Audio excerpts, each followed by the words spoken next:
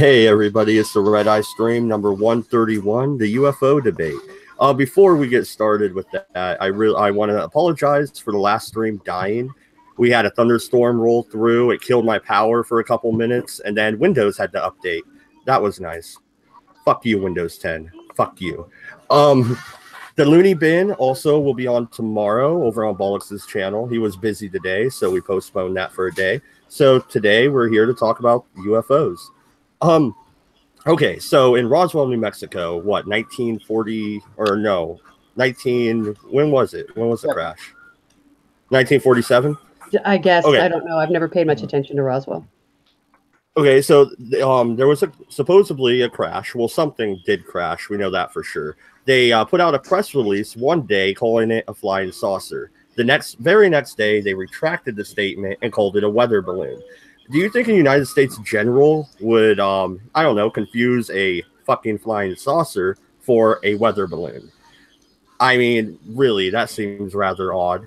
And then after that, they did open up Project Blue Book, where they did go into UFO research. And then they said there is no such thing.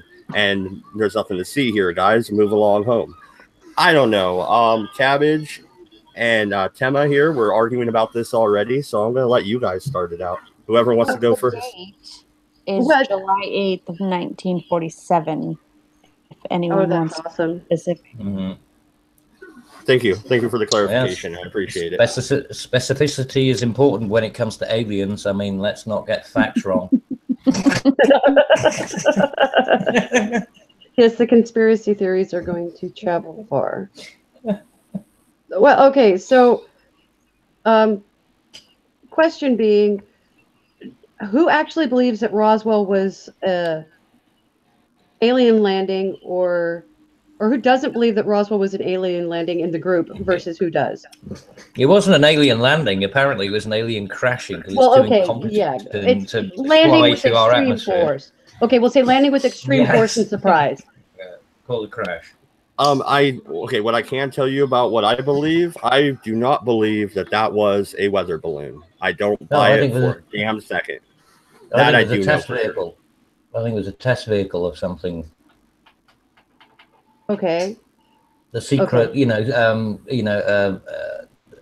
a secret development, and when when it crashed, like you said, maybe using different composite materials and things that weren't otherwise out the crash, because it was a test vehicle. I can't imagine, aliens coming across light years or, millions of miles or billions of miles, and then they forget how to fly when it comes to the last point of landing. Well, there is the possibility that our magnetosphere or the gravity within our planet was a factor. I mean, because our magnetosphere isn't necessarily stable. Okay, so these people are so retarded they wouldn't have actually done any research to check any of this stuff before they were willing to make a manned, a manned mission. Fuck off. I'm sorry. Cabbage. You know what I hate about that argument? Because I hear that argument all the time. Is how would they fly all the way here and then just magically crash? Well, how many of our fucking aircraft have crashed this year? You think the military planned on them crashing? I doubt it. Accidents happen. Yeah, they do, but we're talking about this hyper technology. We're talking about this hyper technology. We're talking about these people who are so far advanced that that they weren't going to have micro fractures checked before they left the ship, or whatever. I mean, you want to believe that these people are so advanced, or they are massively incompetent. If you believe in the amount of crashes that are meant to have happened. Hold on a second. As much as I don't think that there was aliens that crashed in Roswell, you do have to start taking a look at certain other aspects of things. People do a lot of different things. When you talk, especially when you're going to talk about space, would be the ultimate exploring frontier. To think that people that are exploring on the edges of the universe, just going out there to explore for the heck of it, all right, because that's the way human beings are, is they're exploratory, all right, and that they wouldn't have a crash, or that they couldn't crash, and it's not just a matter of when you start talking about what. Let me finish, Kevin, and it could very well not be just the case of them crashing because of because of something on the planet, they may have been having troubles and decided to go to the nearest hole that they could possibly survive on. Yeah, what if something happened with the the magnetic storms that are plaguing Jupiter all the time? What if that screwed up their stuff, or what if they ran into something in the Oort cloud? I mean, there's all kinds of things that could have happened. Yeah, what if they're hiding behind the back of the moon like some fucking space Nazis? I mean, anything. What if? Well, no, these are realistic possibilities, though. But what I'm saying is that, like, I mean, if it was some, like you say, that they went, and they didn't quite know what they were going to, engage with. When the first one crashed, you think, I mean, we would go back and, use the telemetry, use the information that we got fed back, which presumably they would have had, like technology to be able to provide them with that information, like a black box transmission. So they would then use that. But no, these things keep crashing everywhere, apparently. Like 10 a penny. That I haven't heard. Not really everywhere. And not to move past... a number of them. Not to move past Roswell too quickly, but what about MC? This is directed towards you. What about the Phoenix Lights? Do you remember when that happened? Even John McCain wanted to know what the fuck that was. Yeah, thousands of people saw those fucking lights in the sky. Those were flares from a bullshit. You can say that they were bullshit all you want. Bullshit right now on the flare theory. I watched that footage. Those aren't fucking flares. I've watched the footage too, and they're flares. Okay. I don't know, man. Or it was some sort of how many flares have you seen, Matt? What was the thing is, a lot of people will deny something and never have seen what the comparison is. How many flares have you actually seen, Matt? Because I've seen a few, What kind of flare, though? Are you talking about a phosphorus kind of flare, like a stick flare, or are you talking about something like a solar flare? Yeah, or magnesium flare, flares, or phosphorus flares, launch flares. They were doing a series of maneuvers, all right? And during that over Phoenix? Luke Air Force Base, there's a lot of those areas, and it wasn't over Phoenix. It was a good ways away. It's just that you could see it from a long distance because they were that high up. I thought it was drone technology they were fucking with, honestly. There are certain drone technologies that we have, but they wouldn't do that. But drones do have flares attached to them, don't they? Most of the drone stuff. Well, that would melt the drone. Most of the drone stuff that they do, all right, actually is done. No, I mean launch. That doesn't mean burning out the back of it. Right, but most of the drone stuff that they do is launched in around Fort Huachuca, Arizona, which is a good bit south. That's a good chunk away. You've got close to, 600 miles between? Yeah, but development of new technologies is in that region.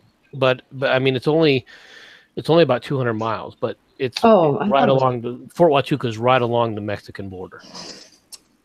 And there's reasons they do the drones and things out there. Well, yeah, it's because there's less people. That and really they more worry about other like signals intelligence and things like that that they're trying to minimize, all right, so that they can test certain things. And also they have to stay out of the way of standard airline, flight paths. Yeah. So you have to be, so there's fairly good reasons for testing out in the area. Although we did end up sending one because we screwed up and sent it to 000, so it flew into Mexico. Okay. About a year ago, outside of Portland, and it was in between, headed past PDX up towards Seattle. A flight had called in and said there's something about 10 meters off our whatever, for lack of a better term, we'll say right side, and it's just keeping speed with us, and we don't know what it is. It's not popping up on radar or anything else. Can you guys see it? That's angels, man. It's angels and fairies. You just gotta ask somebody correctly. Yeah. And long story short, because this happened the way most reports like this happen, the flight control couldn't see it, but other pilots could, and they tracked it by line of sight. And while they were doing that, they were scrambling jets out of the Air Force Base. They sent the jets up to look for this object, and the plane that initially reported it had to land, and they lost sight of it. So nobody knows what the object was or where it fucking went. How can you explain something like that? It was a space dolphin. Because, no. As a pilot, the last thing you ever want to fucking do is report a UFO. No, you don't, because you're gonna. Yeah, no, you turn into a laughingstock, and they start questioning whether you can have your license and stuff. I know. Exactly, but this guy saw it up in the air, and he had to report it because it was flying dangerously close. What was it? Was it nothing? What about the Foo Fighters and World War II? Yeah, well, Foo Fighters are an interesting one, but oxygen mix and things like that. And also, when you look in the Foo Fighters and stuff, they were people who didn't have the kind of equipment. They were running on pretty low oxygen. That you can have an awful lot of freaky things happen when you have a reduced oxygen level. Yeah. Okay. Well, that's true, but let's. A serious question, MC. Would the United States Air Force scramble jets for just any old reason? Yes or no? Yes. Yes. Yeah, pretty much. Okay. All right. There's certain. You gotta understand how they're looking at it. One, they're looking at it. Okay, we don't know what the potential is for something, so we need to go investigate it. Two, if nothing else, it's a test of readiness. All right, to test to see how fast we can react to things. So if they have a standard posture that we go up for anything or everything, then yes, they will engage immediately. Just if for no other reason than to test their readiness to make sure they're ready to go.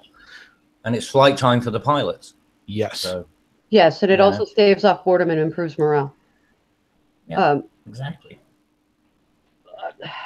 Okay, so you're not building a good argument here. These aliens. Kind of hard to build an argument. Yeah, it is when it's bollocks. Because I don't have a lot of information, and there's a bunch of assumption going on.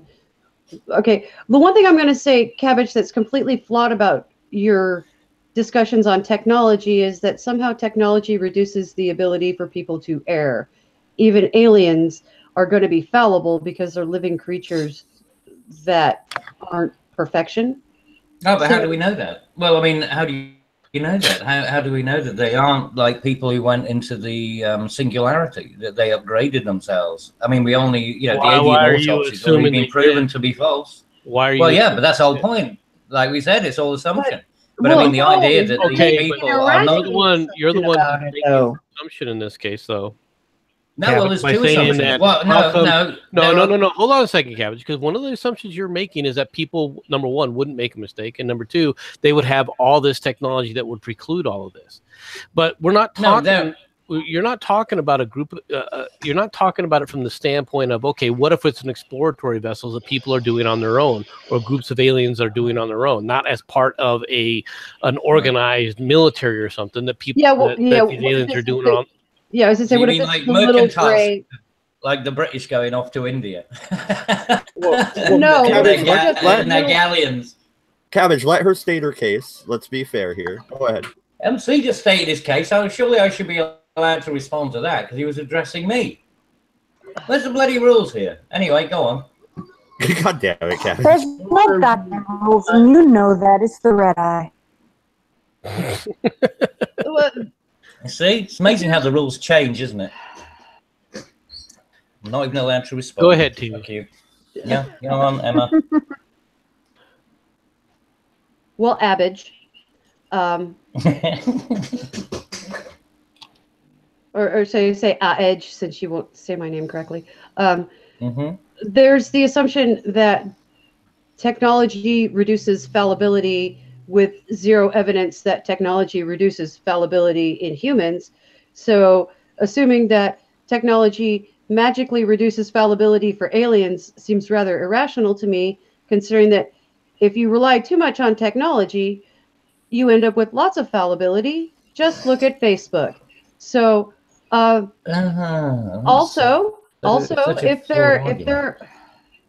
if they're a private exploratory group, like, I don't know, we have the little green version of Elon Musk from some other, from Betelgeuse or something, there is the possibility that shit would crash. So, it may be because we're on the recesses, we're on the very far edge of the Milky Way galaxy. We're pretty much in the sticks. So it would stand to reason that if there are UFOs crashing, it would make sense because, you know, they've just traveled, you know, I don't know, 220,000 light years to come see what the fuck is out here. And their stuff is broken down and they're trying to fix it on the fly and they don't have an auto shop nearby. And they don't have a technique. I mean, it's like saying that you would go on a long journey without having a spanner and a wrench and a spare tire or whatever. People, but no, anyway, no. I'm sorry, but no, this idea. People did that back. Am I allowed to respond? All the time. Exactly, and that's how they managed to achieve it. Yeah, they did have accidents and things like that, but they were, you know, that's. I mean, this is apples and oranges, and you're saying that technology doesn't, doesn't make it doesn't prevent infallibility. Well, it prevents a level of infallibility that you had before. Fallibility that you had before. I mean, that's the reason for technology, right? You make things safer, you make things better, you make things improved. No, we make things easier. That's what we do. Easier, no, not necessarily safer, but easier. Oh, really? So all right. So the safety and all the rest. No, I'm sorry, but that's horseshit. I mean, that really is. That's absolutely horseshit. That we don't make things safer. I mean, one of the biggest, things that happens now is everyone's got to do a risk analysis, and everything's got to be made safer, and you've got to use appropriate technology. Not in America. Oh, please. No, really, with space travel, right? Are you telling me that there's no risk analysis when it comes to, I mean, they just shove shit together and just hope for the best? Of course they don't. Everything's about safety. What was the risk analysis? What was the risk analysis when Columbus set sail? He makes it, and we're rich. He fails. Yeah, that's the whole point. Yeah, but yeah, exactly. Back then there was none because people were just out there saying, what happens happens. Okay. Now you're saying that there is a spacefaring nation. Like I said, this is why I said the only reason why we're doing that right now is we don't have that capability at the moment. We don't have the fuel technology to do it. It's the only thing we're missing. As soon as they get, so it makes it safer. As soon as they get the technology, it's not the matter of safer. As soon as they get the technology, well, it is. It's about power generation. It's the travel that's going to be the difference between going out on a raft and going out in a galleon, right? The risk, and like you look at it and you say, which is the better risk? Getting on that one, what's the safety? And you built a better boat, like the Vikings did when they came over to Britain. The reason that they had that was to go in. Oh yeah, they still crashed on rocks and things because of the weather and everything else. Of course they did, absolutely.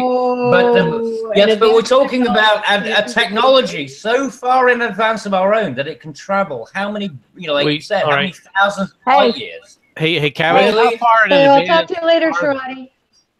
Yeah, I'm heading out. All right, bye. Bye, babe. How far in advance are they, Cabbage?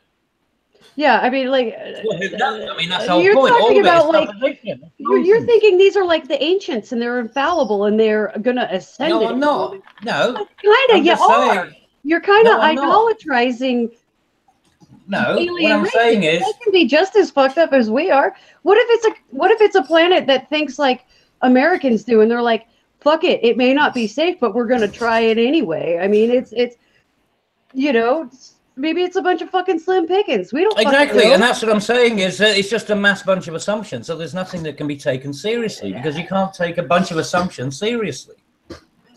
But I mean, it may be possible. It may be a possibility because of it, though. Well, of course, it may be possible, but I'm saying that it's much more likely that these things are more likely to be the kind of technologies that we are just not that haven't been made available to the public and that are being kept in, behind for military or, whatever reasons.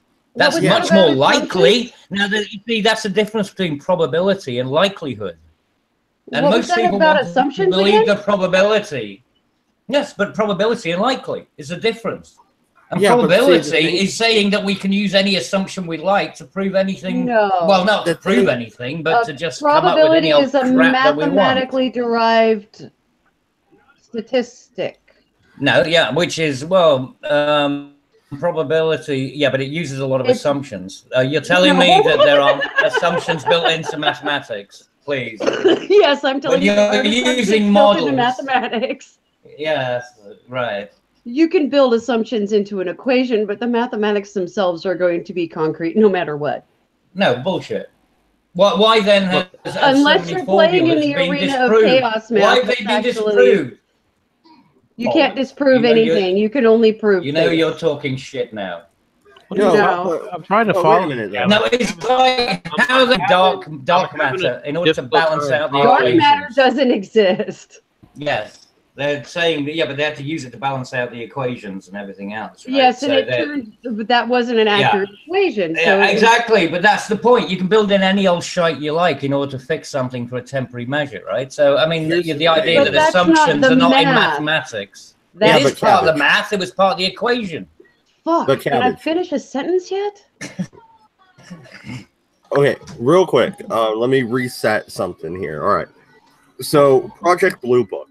They released. It was declassified. It has been released. They said about 60 to 70% of all the phenomenon were explainable. That leaves how much that's not 40 explainable? to 30, about half. And a lot of those come from under the ocean and then go in the sky, which is kind of interesting. No. How many? No. You're making again a wild assumption. How many of them are explainable without the awareness of what is actually, or what the capacity is of, say, military testing grounds and things like that, right? This was the military doing. Has anyone? Study. The military did study. They had. Have you ever watched a documentary called The Mirage Men? Oh my God. No, I have not. But if you want to send me a link after the show, I'll check it out. I will send it to you. The Mirage Man is a good one, if you know, for people who are into the alien and all that sort of stuff. I mean, and these are people who are actually at like Operation Blue Book. What's the other one? The mountain one, Iron Mountain. Was it Iron Mountain or something? Cheyenne Mountain. They did a bunch of observation on Cheyenne Mountain. I don't know. No. There was another thing about this idea that they were doing testing, re-engineering, and things like that. Something Mountain. It was a particular document that was meant to be released, which has been completely discredited. You know, about all of these sort of aspects. But the thing was, it was put out there in order to be discredited, so that it would.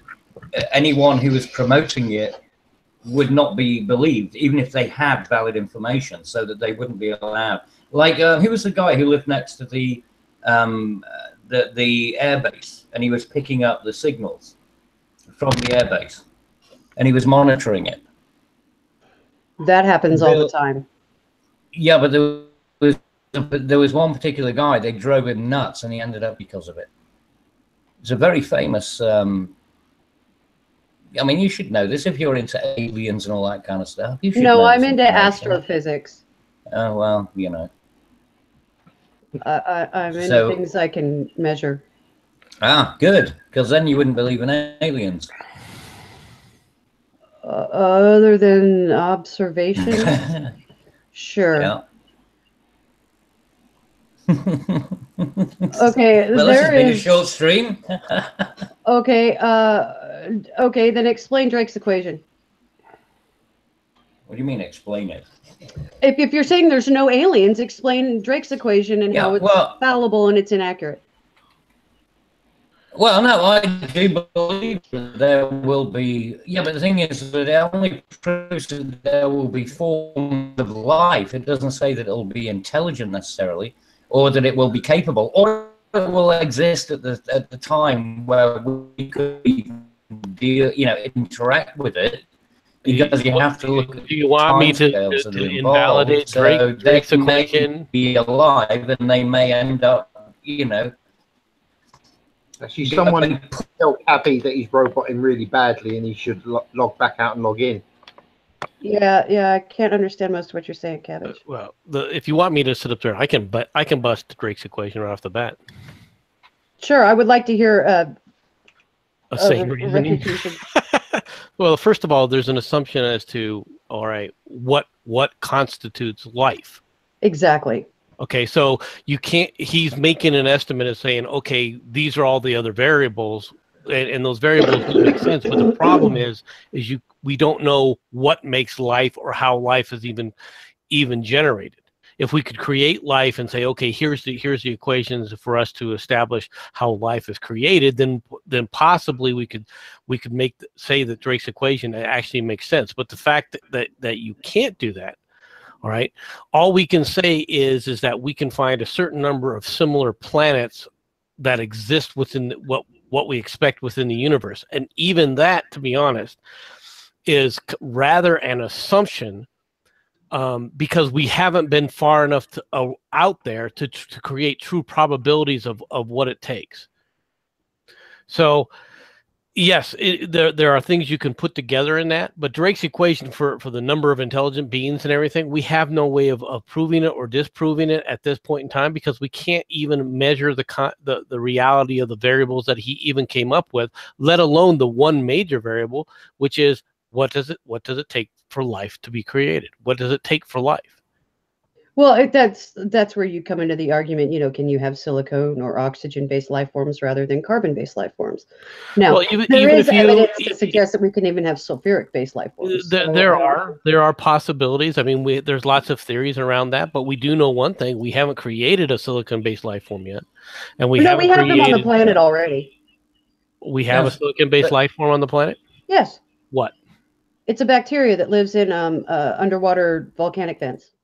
I can't remember the name of it. That bacteria, I don't think it was silicon-based. I thought it was still carbon-based. No, it's copper-based. It's not carbon-based. It's another element-based. I'll have to take a look at that, because I thought that was still carbon-based, but it had certain aspects to it. Yeah, and the thing is as well, it's this idea that, I mean, I do believe that there will be life out there, but the idea that it's sentient, that it also has the capacity to travel in the way that people think, and it happens to exist at the time that we do, that it hasn't, died off or whatever. If anything, if aliens are going to exist, I do think that they would be sort of the transhuman, it would be more of a cyborg. I think that would be much more likely than a biological life form. You think it's going to be an artificial life form rather than a natural life form? How Absolutely. Is the artificial life form going to exist without some sort of natural life form creating it? Well, you can recreate. I mean, this is all. I mean, even nanotechs can recreate themselves. I mean, they're looking at self-replicating technologies. You can't get something from nothing. Give it the dexterity from but if if it gets to the point of whatever we want to call consciousness, then why wouldn't it be able to? Are you talking about the one that announced physics? Are you talking about the one that they say is arsenic-based? I could have swore it was silicone-based. It may be arsenic-based. I can't remember. It's been almost 20 years. Okay, but I have heard about the arsenic one. It's what it is the chain. The chain, instead of having phosphorus, has arsenic. But it still has carbon. You would still look at it from a carbon-based life form. It could contain carbon and not be carbon-based. No, I'll have to go. But I'll have to go digging through my textbooks that I still have it and look it up. I think it's in my astronomy book. There is a silicone-based life form, or something like that. There is a life form that is not carbon-based on our planet. Drake's equation is only about the possibility of life being out there. It has nothing to do with the possibility of life even being able to find us. That's a totally separate equation on the fact that they might be able to detect us or even travel the distance in order to get here. So, I mean, that's a totally different thing. I mean, Drake's equation is purely about life on other planets. It has nothing to do with them traveling. Well, yeah. Okay, I didn't say it didn't. What I was saying is there's possibilities. Of course there is. I believe that there is. I think there's life, as far as I'm concerned. I think there's life probably on Europa. More than likely, if they go down, I'm sure they're going to find some vents and things, because you see the streams and stuff. And they're probably going to find life on Europa. That wouldn't surprise me one iota. A few shrimp or something. Go fishing. Okay, so if you are conceding the fact that there is other life out there, how can you back up the claim that there hasn't been intelligent life? And if they had developed before our civilization, how can you say that they're not advanced enough to be exploring the stars? Well, like I said, if you're using that argument, then why the fuck are they so incompetent that they keep crashing? I mean, you can't have your cake and eat it. Well, No. statistically speaking, the amount of unidentified objects in the sky, and not just in our atmospheric sky, but in the space sky that we observe, shows that they crash less than we do. So, How do you know? How can we count them? by using a telescope. Yeah, And but I mean, how do you know how many have been there? Because apparently a lot of them don't show up on radar. So how the fuck do you know how many of them are turning Because up? I mean, telescopes don't use radar. yeah, but so are you telling me that there are more telescope? How many actual views on a telescope have there been compared to crashes? Compared to how many people have seen on a telescope a plane flying over their house?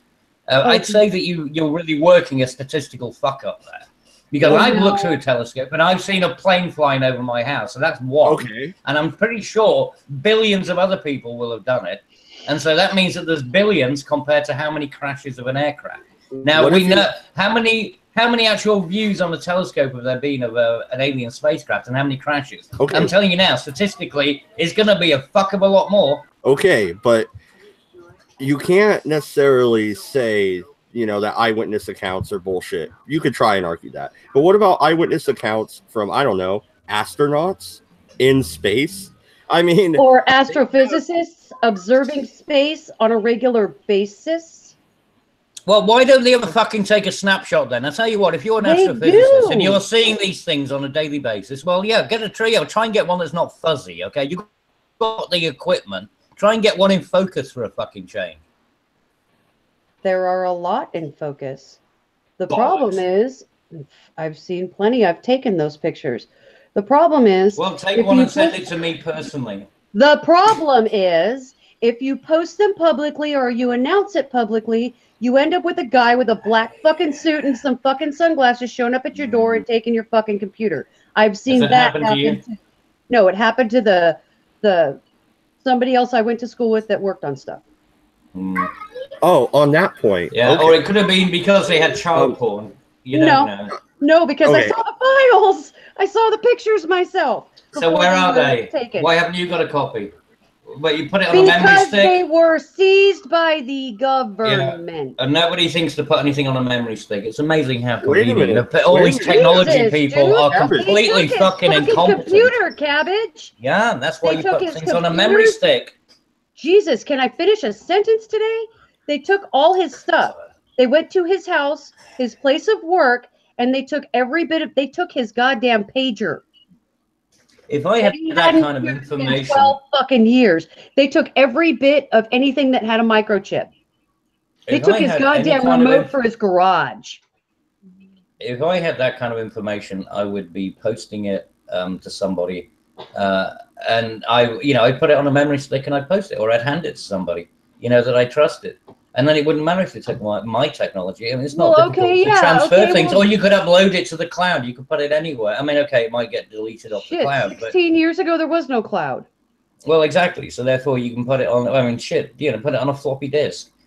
It's not beyond the wit of the person. So if they've really got this stuff, before they release it, they make several copies and they post them out to 3 or 4 people. If they're that fucking stupid that they release it only having one copy, it's nonsense. Yes, total nonsense. Seeing the stuff, recorded the stuff myself, it's total nonsense because there wasn't enough anti-government redundancy in photographing things in the sky. Like I said, show me something that's actually in focus and I might possibly believe you. Oh, good Lord. And I don't mean some fucking CGI that somebody's put together in Photoshop. Because, there hasn't been a bunch of stuff publicly posted for Hubble that's caused some problems because Hubble hasn't taken some clear photographs of shiny silver shit in front of the sun. Oh, there was an interesting one with that moon of Mars, I remember. That one was quirky. When there was a sliver that was missing across a picture or something. That was that. I mean, reasons for that could be many. That could just be radiation interfering with the light. But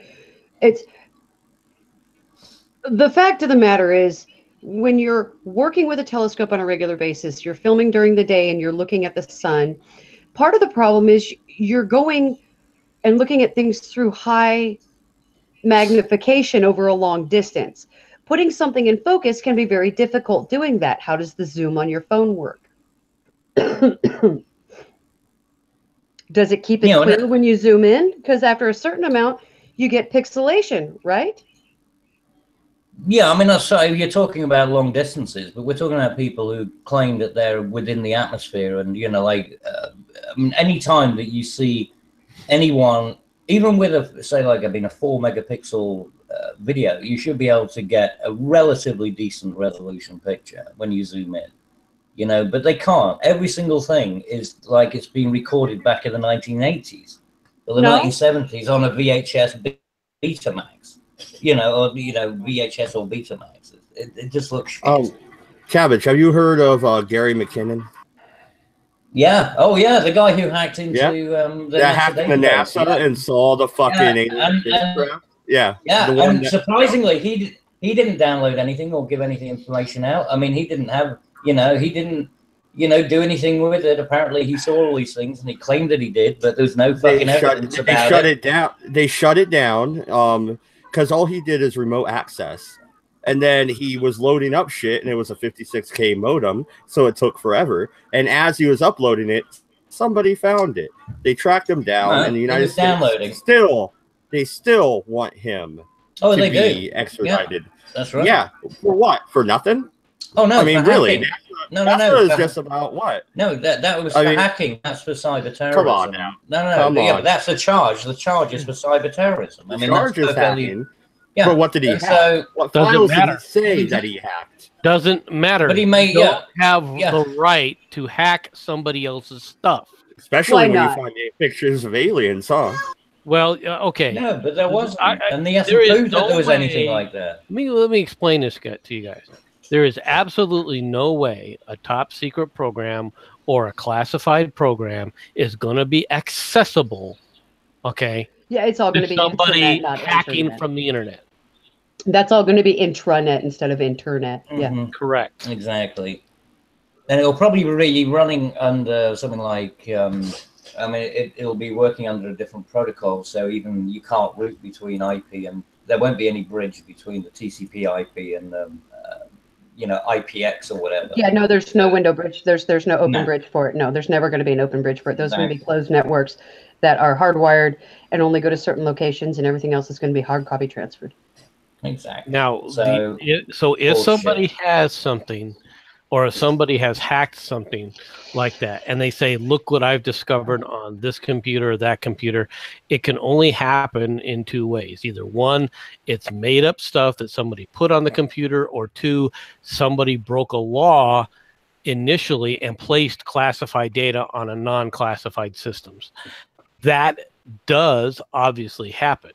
But in this case, what you're talking about with this guy, I find it very difficult to believe that he found any alien stuff.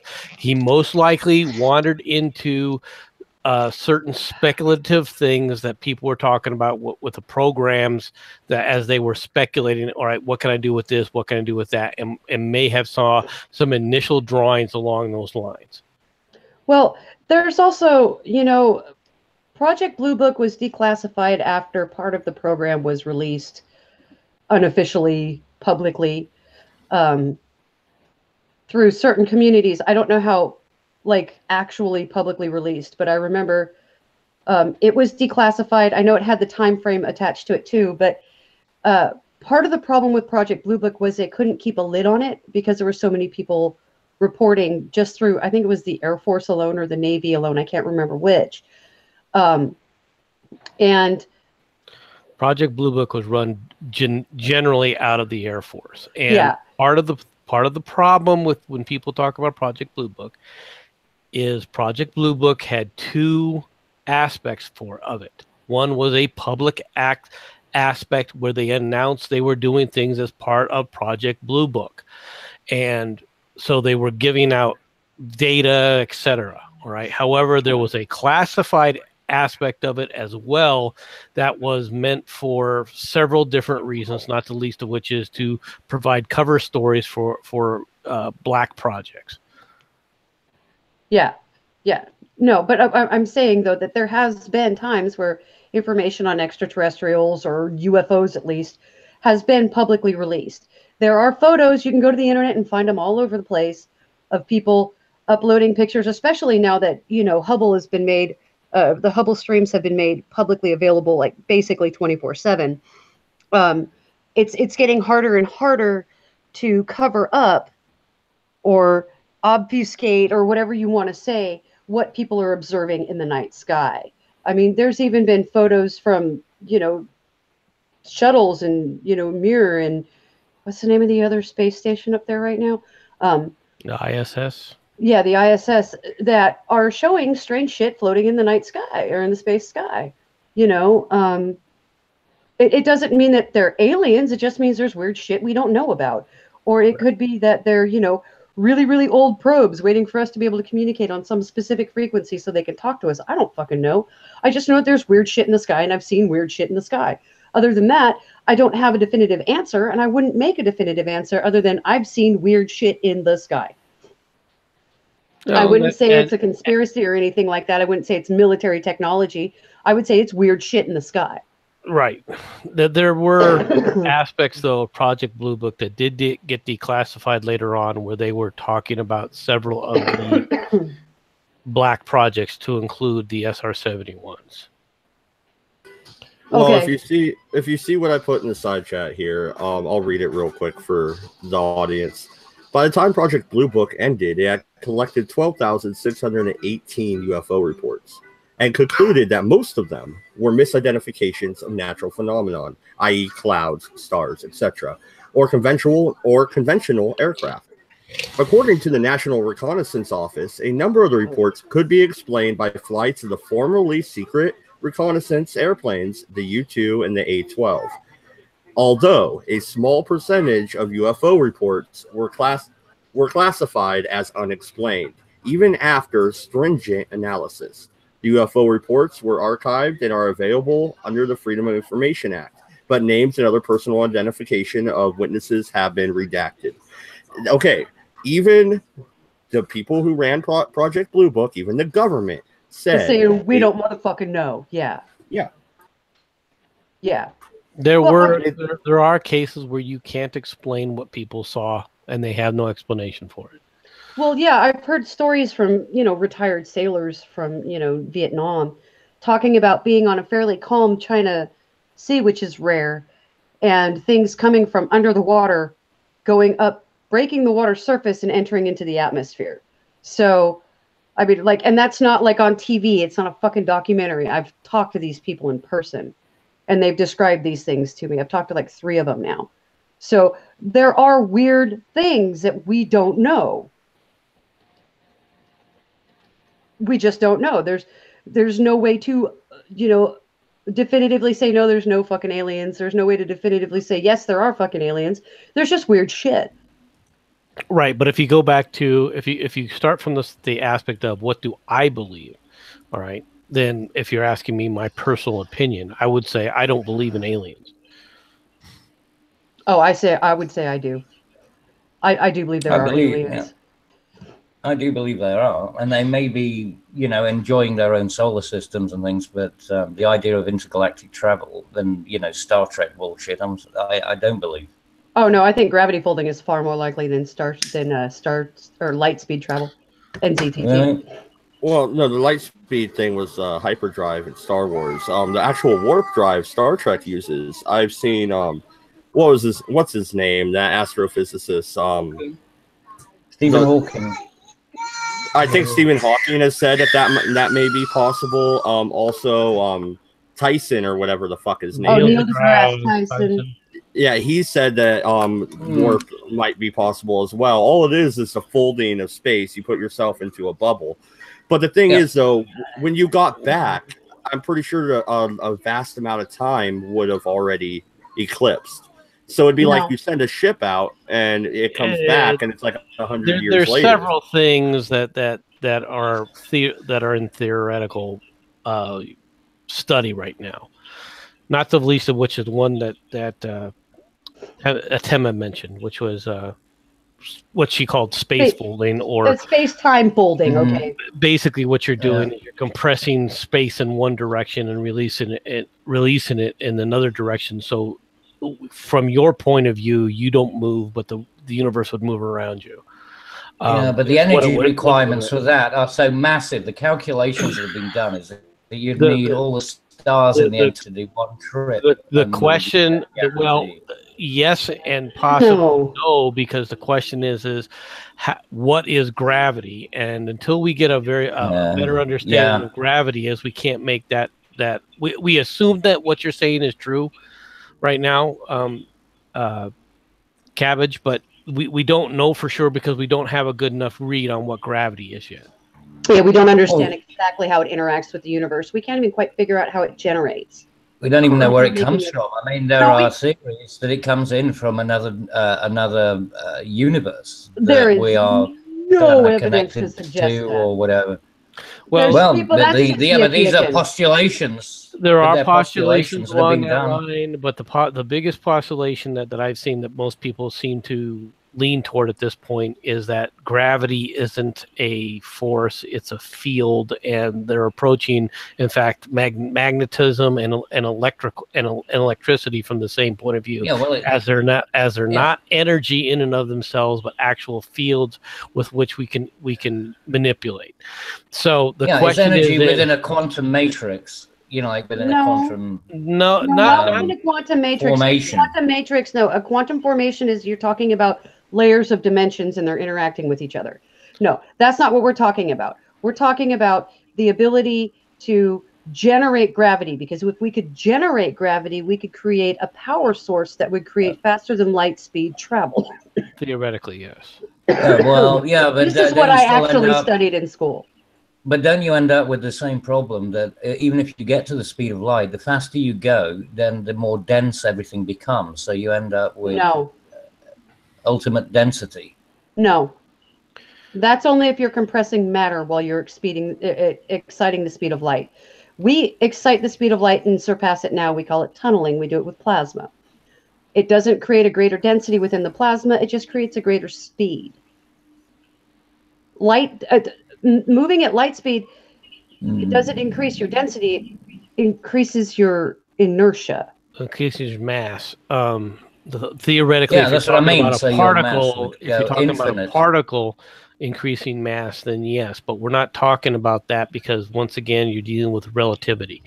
All right. If you end up with a matter is made. Well, hold on. But Cabbage, if you have a piece of matter and you send it at 0.6 C in one direction, and then you send another piece of matter at 0.6 C in the other direction, relative to one another, what's their speed? The same. 1.2 C technically. But yeah, I mean relatively, it would. No, it expands and changes. All right, but the problem is that how are you going to observe it? At this point in time, if you were on one of the pieces of matter that you shot off at 0.6 C in one direction, you would never be able to observe the matter that was shot off in the other direction at 0.6 C. So it becomes a matter. It becomes a matter of perspective, right? Of relativity. Yes, that's the whole point. No. It's the effect of quantum observation. Yes, it is the effect of quantum observation. But if you have quantum entanglement, where you can we're not talking about actually at but you're saying you're talking about observation. No, but I'm saying if you're talking about observation, but he's saying about observation. I'm saying that if you were using quantum entanglement, then you would be able to see things simultaneously. Actually, you would be able to observe it in real time. No, what you would be doing is affecting the outcome of the observation by observing it according to quantum entanglement. Well, no, quantum entanglement can be utilized as a data transfer so that you could have the observations or the telemetry. Not according to quantum entanglement. Interacting. You can tell that there's a change in state. That doesn't mean you. Yes, exactly. From that, but see that isn't calculating speed. speed or distance. No, it's not. No, but that's the whole point. In order to transfer data, you're only looking for a change in state, ones and zeros, you know, and possibly a third state, which is what a quantum computer does. We have so five you end up with already. No. Yes, but what I'm saying is that you can, therefore, you could utilize that as a data, you know, as a way of transferring telemetry from one place to another. So you would be able to do it in real time. No, because you are still limited by the speed of light. We haven't been able to successfully beat the speed of light on a consistent basis yet. So no, you're already affecting your own measurements. That's the whole point of quantum observation. Noticing that there's been a change of state is just noticing that there's a change of state. The ideas behind, okay, how rates of change of state and everything can be affected. Theoretically, could you use that to store information or transfer information? Once again, theoretically, yes. Are we even close to that point? No. Of course not. Have we? Because for a variety of reasons. All right. But as far as taking that to the level of where you're talking about interacting with what we consider solid matter or macro matter, all right, we're not even, we don't understand enough about what matter is at the subatomic level yet to be able to make these kinds of a determination. Oh, right. We don't even know what gravity is. Right. And so while we know that certain things now do exist, like gravity waves, all right, which means you can compress and decompress gravity. That's what the importance of understanding that a gravity wave is. That is what makes it theoretic, what convinces people that theoretically faster than light travel could be possible if we can harness the effects and create our own gravity displacement. All right. We're not even close. And if you ever were at that point, though.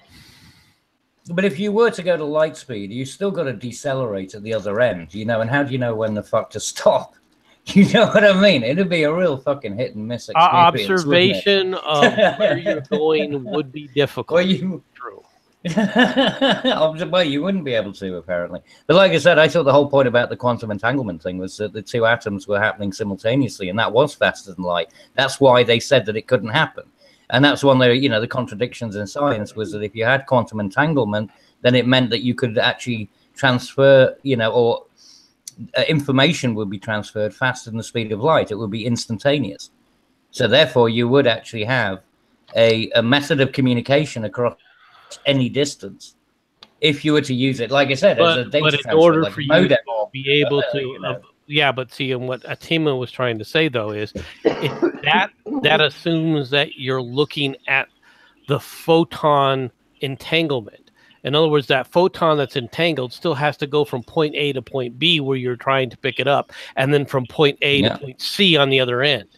All right, so that time it takes to go from point A to point B or point A to point C for the other part of the photon, the speed of light is still yes.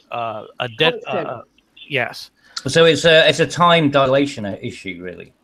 No. No. Really? No, because time doesn't dilate. Time is another constant. It's a matter of figuring out which constant to observe to figure out what the difference is, to learn how to create the motion or to measure the motion. Well, you know, I would like to point. I would very much like. I would like to point. Sounds to me very much like the. Sorry, go ahead, man. Yeah. I just want to point out really quick. Sounds mighty complicated. You know, like a 1 degree fucking you're off and you might crash into, I don't know, a planet. Just throwing that out there. You're trying to bring it back to the planets, right? No, I'm sorry, just on the scientific aspect of it. But that sounds no different than, you know, like what they have to do with, say, the satellites that they utilize for, GPS. You have to do an offset. Every satellites have. Yeah, but don't satellites mess up sometimes and crash? No, I'm talking about the signal and the calculation that has to be used in order to do the offset to get the correct, to get the most accurate location. No, that's just telemetry. They have a nanosecond of the weak point that they all sync. That's right. Yeah, but they have to. There's like a nanosecond or something. You know, like rather like having a February the 29th, that there is they actually have to add a certain amount of time to things in order to compensate. That's because of the time it takes to observe it. That's quantum observation. It affects the outcome. Yes, I'm saying. So therefore, it wouldn't be beyond. I mean, if we're doing it for that, then surely that would be possible in the other. I mean, if you can do it for one, you can do it for the other. I mean, those two things seem to be very, very similar.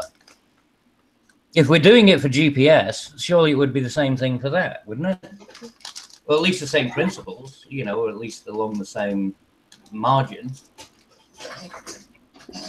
Yeah, but how would they pass the signal? The signal goes close to light speed, but it still takes forever to get there, especially if they're using a warp. That's why I was saying.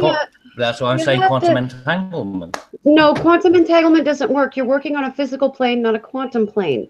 So you're looking at trying to compensate for space-time, the speed of light, and cosmic microwave background or cosmic background radiation. I hate when I throw microwave in there. Cosmic background radiation. Those three factors are what are going to determine how you move light through space at a proper speed. That is all it's going to be. You don't even have to worry about quantum anything unless you're fucking with wormholes. If you're fucking with wormholes, that's a whole different story, and the rules of physics seem to go out the window. No, it doesn't matter. Even gravity wells. I mean, everyone's known that gravity wells. Yes, when you start talking about the singularity.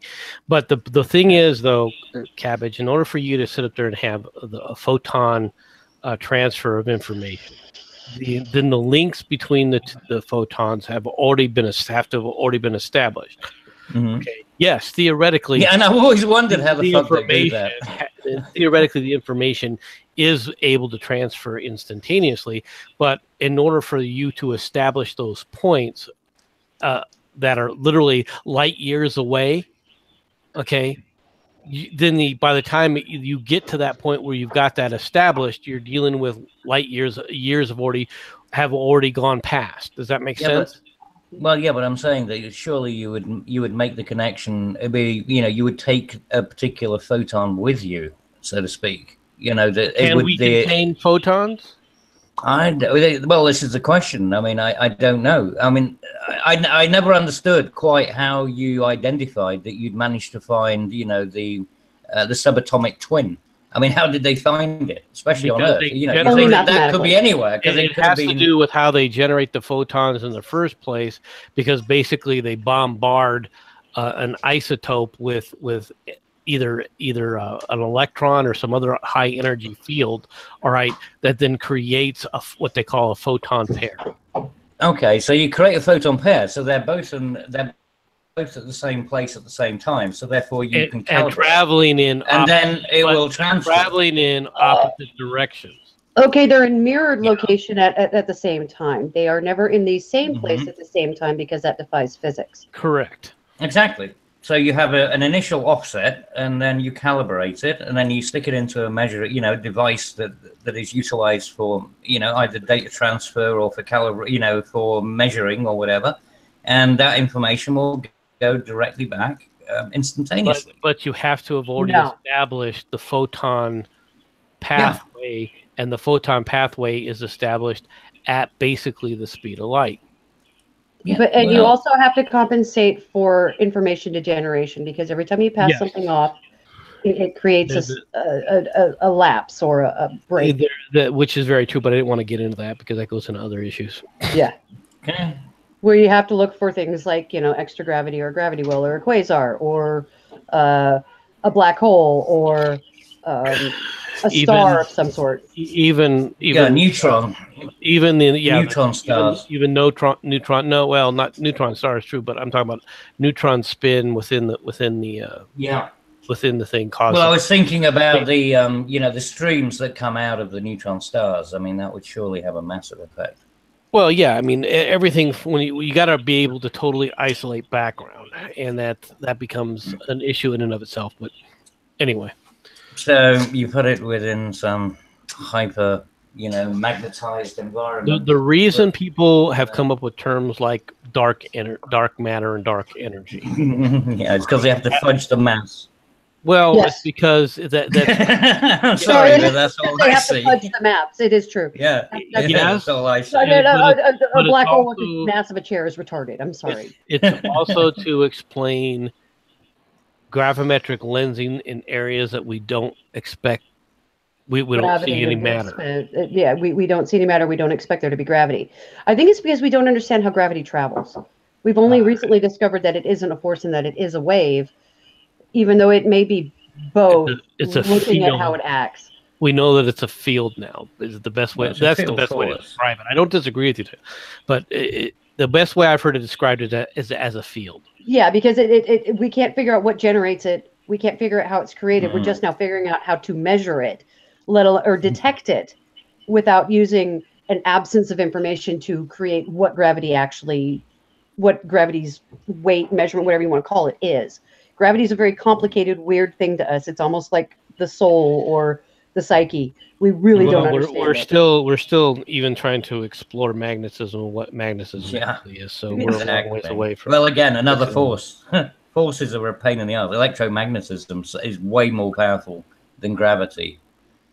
So you think that would be only much depending more on influential on the universe, wouldn't you? radiation is actually the most powerful force in the universe, from what I can tell. But gravity is probably a close second. No, radiation is electrons flying off and doing crazy things. Well, yeah, but you also have that. Really what it is. Yeah, but you got the single electron theory, which says that there is only actually one electron, and it is simultaneously existing in every point in the universe at the same time. Yes, and there's also the theory that my big toe controls the universe, but it doesn't necessarily mean it's accurate. Okay. But that one has been peer reviewed. That theory is actually scientifically and mathematically, been shown that it's feasible. That's what I mean. No, seriously, it has. It has. Look it up. They have talked about that, but nobody believes it. Well, yeah, nobody believes it, but I mean, it has. In terms of the mathematics, it's sort of while that's the whole point. It's a difference between feasibility and actuality, isn't it? It was an attempt. What you're talking about was an attempt to describe what matter is in a very simplistic. Single point of view, and in fact, what they were saying reductionist was that the electron, not just that the electron, but all matter is the same thing, just looked at from different points of view from different fields. But while they peer reviewed it and said it's an interesting study, there's nobody that's glommed on and said, yeah, this is what this is. And I didn't say they did. No, I'm not saying anyone's actually applauded it. I'm just saying that it's actually, it's been taken seriously by peers. Yeah, and so was Stephen Hawking for a long time. Okay, since you guys are bound and determined to keep going down the scientific route, what do you think about the theory of wormholes and them actually being able to use as like a gateway to travel vast distances? And that could explain how UFOs are getting here and then crashing, because they're going into a wormhole that they don't they don't fucking know what's going on. They get shot out the other side, and they just happen to crash in Tunguska, Siberia, or they fucking crash in New Mexico. I don't know. Random.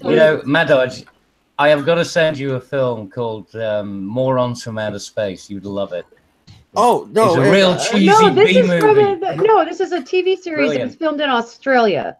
What was the name of the damn series? It had John Crichton was the name of the main character. Aronson. Fuck, what's the name of the series? I've watched it like 8 times.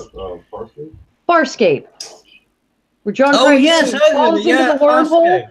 It's actually, we know so little about black holes because, it's really easy to observe them.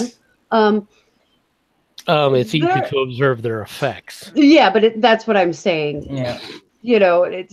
We have so much solid evidence. I've seen the film Event Horizon. Well, don't go there. The scientific community, all right, basically is in a tizzy when it comes to certain physical laws, specifically dealing with black holes, because the reality is that our mathematics can describe generally what we expect as you get close, but once you get to a certain point, it all breaks down. Well, that's that's general relativity. That's why you have to use quantum It's not just mechanics. general quantum singularity. No, you're talking about the down, everything breaks down. Yeah, no, physics goes out the motherfucking window. But that's what I'm saying. That's we understand. It's not quantum anything. It's just duh, we just shit the bed. Really, that's. But that's why, but that's why quantum physics was created, to explain why there was this break and this, difference between the two. Quantum physics was created to try to justify the mass of the universe. Quantum physics was initially created to explain dark energy, the micro universe. All right, and to mathematically create probability plots that we could make. What do you call it? Hypothetical estimations, all right, that were at least reasonable. The problem is that there's no way to tie in the micro universe versus the macroverse, because it doesn't. Yeah, there's no unifying theory. There's no correct. But when you deal with black holes now, whether you try to approach it from a macroverse or from the microverse, it just falls apart immediately. Right, so we don't know what a black hole is, aside from the fact that it is a massive density of gravity. That's all we know. Yeah, we don't know. All we know is that light doesn't escape it. Really, that's all we can affirmatively say, is that light and matter does not escape a black hole.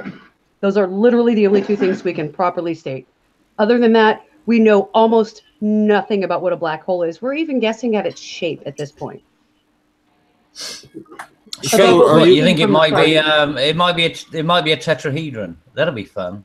Well, are you guys under the impression that the wormhole theory and the black holes are maybe the same thing?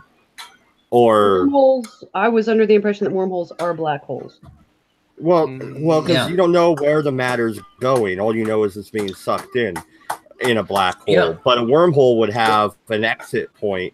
And it would almost, like Deep Space Nine, the wormhole. You go in one part of the galaxy and you pop out the other. Well, black holes do. They have the stream. That's how they get detected. Well, it's like neutron the reality is that with that the energy with that here theory, what we would assume, if that theory was true, we would assume that the other end of the black hole would be a white hole, where things are constantly spewing out.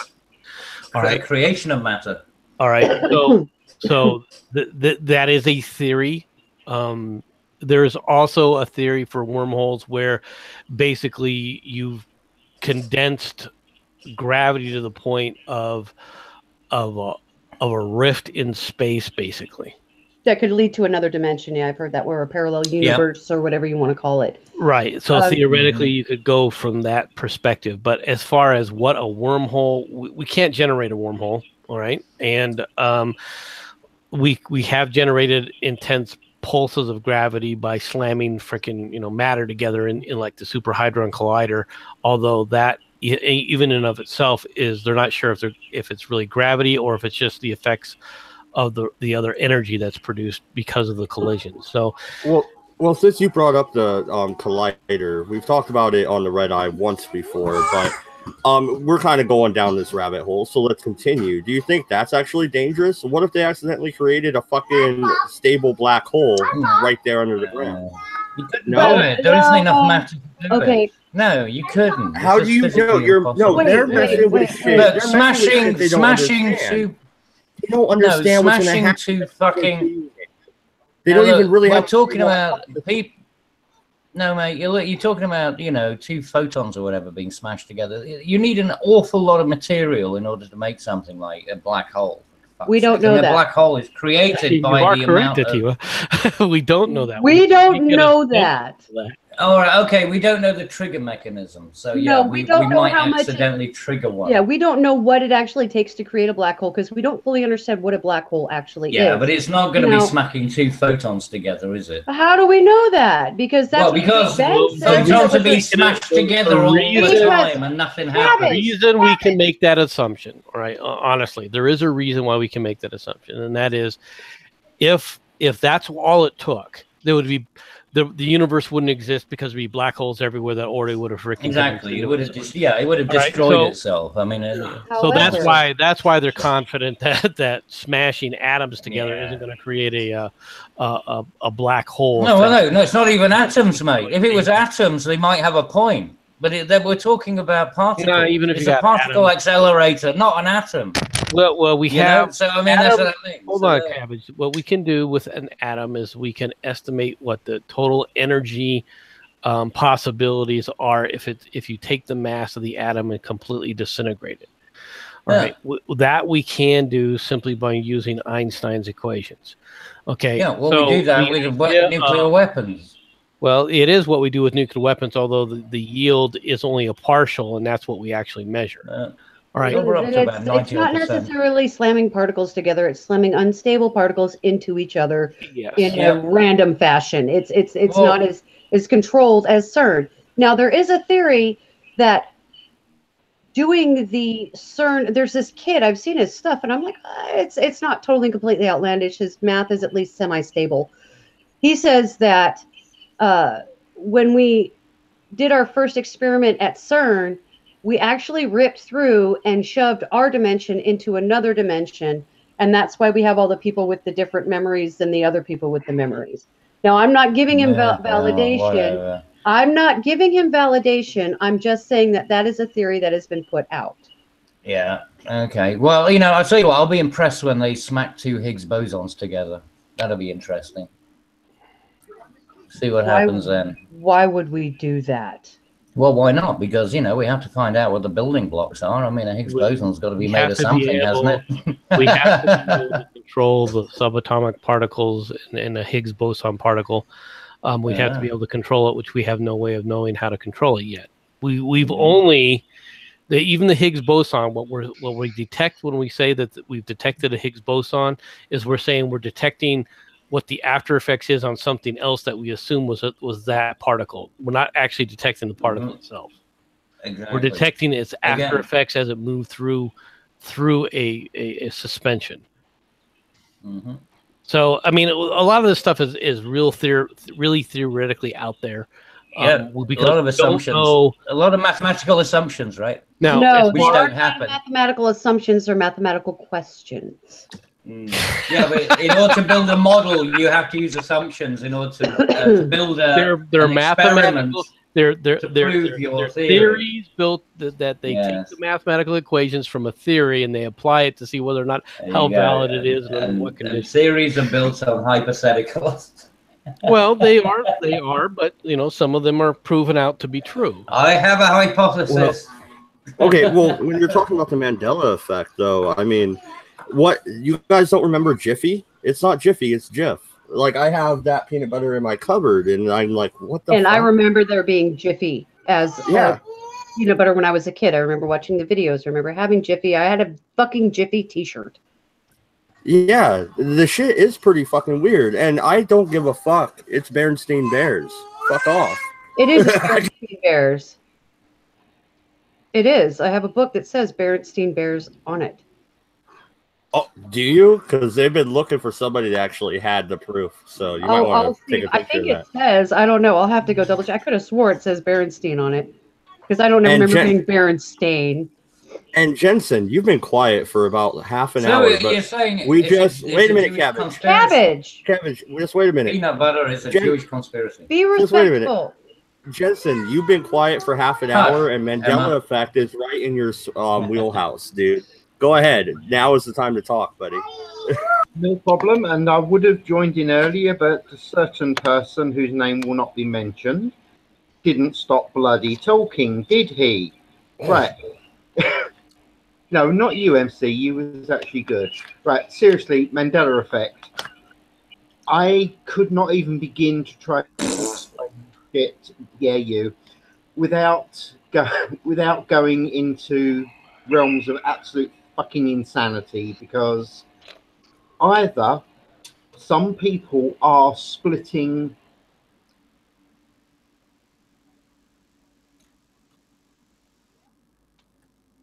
what? Mention with splitting in infinitives? Did somebody split an infinitive? You set him off. He's on a dictionary thing now. Right, now, as we were saying, it could be that they're coming through from other dimensions, or it could just be people are goddamn stupid and forget things. Now, the problem is we don't know this shit, but there is too weird. Certain things that you can say to people, oh, do you remember X, Y, Z? And they're like, yeah. And you turn around to another person, same age, same pretty much everything, and they will sit there and say, no, I have no idea what the hell you're talking about. And yet it's something that people would know about. Yeah. It's part of it is, the human brain isn't perfect. We don't remember everything correctly. Sometimes, you see an image and it changes your memory wiring or whatever. There is that kind of stuff. There's a susceptibility to suggestibility. So there is that factor. But at the same time, we have like close to 20% of the people on the internet saying, no, something is different than what I remember. That's a pretty big variant that you can't just blow off as, oh, well, that's just people's brains. Because that's like 20% of the line that you're looking at. That's a pretty notable variant for any sort of statistic that you're looking at, period. It doesn't matter what you're looking at. 20% is a huge variable. So there is a lot of question about it. Yes, Cabbage. Yes. Okay, Cabbage. Yeah. Mirror on the wall. Yep. That's what it was, right? Mirror on the wall. Who is the fairest of them all? Yeah, but that's not what it was. Magic mirror on the wall. Yeah, magic mirror. I would have remembered magic mirror. Like, what the fuck? Because magic mirror would have been a lot cooler. I remember being a little girl and we were saying mirror on the wall, not magic mirror on the wall. Everybody around me when we would play those games when I was little. Well, blame Hollywood for that one. They couldn't even use the right fucking text. Well, here you go. Here you go, though, with the Hollywood thing. Okay. You have the guy that played Darth Vader, and the interview footage is on YouTube. You can find it. He says, Luke, he's redoing it, because he's in an Luke, interview. I am your father. Yeah, I remember when James Earl Jones did the famous interview, and all the girls in the crowd went, whoa, at that live audience one, right? Yeah, but no, it's what? No, Luke, I am your father, is what the actual lines were. Now, are you telling me that the guy who played motherfucking Darth Vader forgot his lines? Come on. Not like it's like the most famous freaking line in the entire trilogy. Let's be completely honest. I mean, tell me I'm wrong here. That is basically the line that everybody apparently misquotes. Just strikes me. Including Darth Vader himself. I'm sorry to cut you off, but even Darth fucking Vader misquotes his own lines. That's weird. I completely agree with you, mate. I completely agree.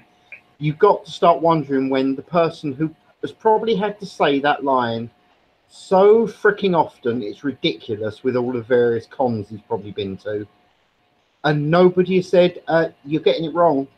Like bollocks, is it? So it starts to make you wonder, as much as people say, oh yeah, we know this, we know that. No, we don't actually know that much. We just have theories that seem to prove to be accurate. We don't know it for a guarantee. Or at least that's how I see it. Well, jump in? I think when you're talking about human perception and memory, you don't have a lot of concrete anything to go on until we understand what creates a memory, how we create a memory, and what causes us to recall it, and what causes us to have degradation that creates a misrecollection, which is information we don't have. So, yeah, every girl I've ever fucked has always been an absolute fuck. One has been a dog. It's amazing how you can misrepresent your own memories. Yeah, that seems like a personal problem to me. Maybe. Yeah, well, it's just about presentation, you see. No, it's just about drink. Well, if you're saying all the girls you've ever slept with are dogs, the only constant. No, I didn't say all. The only constant in that equation is you. I didn't say all. You did. No, I didn't. See, we are already experiencing the Mandela effect. No, let's move on. She just heard what she wanted to hear. But, I mean, to go back to the original whole topic, I mean, how can you say all these reports of UFO sightings are all fucking fake? And you have many photographs, you have many videos. They're fake. What people are saying is that they don't know what it is. A UFO just means it's unidentified. That's right. I don't know that there was really aliens in Roswell. Well, you know, after watching some strange silver discus thing skim and bounce off the surface of the sun, I can say that there is something funky going on outside of our atmosphere. I don't know about amazing you didn't record it and you send it to anyone or show it to anyone, right? You've observed it, but you haven't recorded it, because obviously your scientific equipment has no recording facilities. You know, please. It's always the same thing. Well, I've seen it, but I can't share it. Cabbage, can you let me respond? Yeah, go on, try. Not every time you set up a telescope do you set up a CCD with it, because it takes a long time to calibrate and focus a CCD. So you don't always happen do to spot that, something like that. You don't think to hit the record button. Because it takes about an hour to set up a CCD to your telescope when you're doing it with a sun filter. Most people don't have that. How much does a CCD cost? How much does a CCD cost? They're really expensive. They're really, really expensive. The recording equipment to attach to a telescope isn't that cheap. So if you're doing a standard telescope with a sun filter and you're looking in the middle of the day, it's not probable that people are going to have stuff hooked up to them. The vast majority of telescopes used in the world by amateurs and people that are interested in it do not have recording equipment set up attached to it because it is onerous to do so. You know, what you might have observed is, you know, an asteroid that went on a near impact and actually ended up getting expelled out of the solar system. You could have observed a natural phenomenon that was I could have, being expelled out, and there you go. So spun around and bounced in the same location twice before it popped off. But yeah, that was an asteroid. Well, oh really? So it was actually maneuvering before it went through. Well, no, before you were saying it was a military experiment. You could observe it for long enough not to hit a record button. I didn't have anything hooked up for the last time. Yeah. Well, like I said. Well, I got my kid till I see something. No, wait a minute though, Cabbage. I got my kid a telescope, and I don't have any fucking recording thing hooked up to the son of a bitch. Are you telling me if I was staring at the moon and I see a fucking alien fly by it? You need to make that shit pause, and you need to make it not move so you can go hook up your fucking camera with a bunch of software and a special camera and a special lens so that you can record that, because Cabbage is going to say you're a liar otherwise. No, it's you better have that extra $1,600 sitting around to build that system too. It's a very different thing than somebody who's a professional astrophysicist who's actually got the equipment and has it available, right? As opposed to him, who's just a guy in his house. And when he did say that, I still question the validity of it. I'd say, well, I still can't believe that it is what you necessarily claim it is. Show me the body. You know what I mean? Fair enough. That there's going to be doubting Thomases, all right? But that doesn't mean that people's experiences should be just dismissed out of hand. I'm not saying I'm dismissing it out of hand. No, I'm not dismissing them out of hand. I'm just saying that you provided nothing quantitative enough to actually validate your claims. Okay, it was fucking 15 years ago. Even if I had the information, it wouldn't be compatible with the computer I'm using now. Yeah, really? Yeah, you can still use text files from MS-DOS, I know, because I've got some. A text file isn't an image. Well, I don't know. Well, okay, JPEG, even back to then. There were TIFF files. You used to use TIFF files. Filed. TIFF files. There were plenty of formats back then. Yes, Cabbage. You're so special and important that you can just tell everybody to shut the fuck up because you want to doubt it. That makes a lot of What? sense. No, I'm not saying you got to shut the fuck up. I mean, you see, once again, it's just, you know, oh wow, talk about fucking, you know, that's a weak thing. Well, that's what do. you keep saying. No matter what, it's something from the military. No, you don't have pictures, so you know I'm not going to believe anything you say. How dare you be a quote unquote professional? Even though I was using my kid's telescope at the time, and you know. God forbid that I request evidence. Yeah, God forbid that, right? I explained to you why I don't have evidence, and you're the one acting like the end of the fucking world. Cabbage, you went past the point of asking for evidence instead of just saying, "Oh, it's funny how you never have this stuff." That's an accusation. No, it's not. Well, I mean, I suppose it might be an implied, accusation, but I'm skeptical. So what's the big problem with that? I'm just saying I'm skeptical about the claims. You're not big being deal. Skeptical. You're being coctical. No, that's just fucking splitting cunt hairs there. No, like I said, I'd love there to be aliens. I'd fucking love it. I'd love to go and have a joyride around Jupiter and things. Like I said, as long as they're benevolent. But, but if there were aliens, yeah, I wouldn't have a problem with that. It wouldn't freak me out. I'd love to, go up and, build a potato mountain and go and walk up it.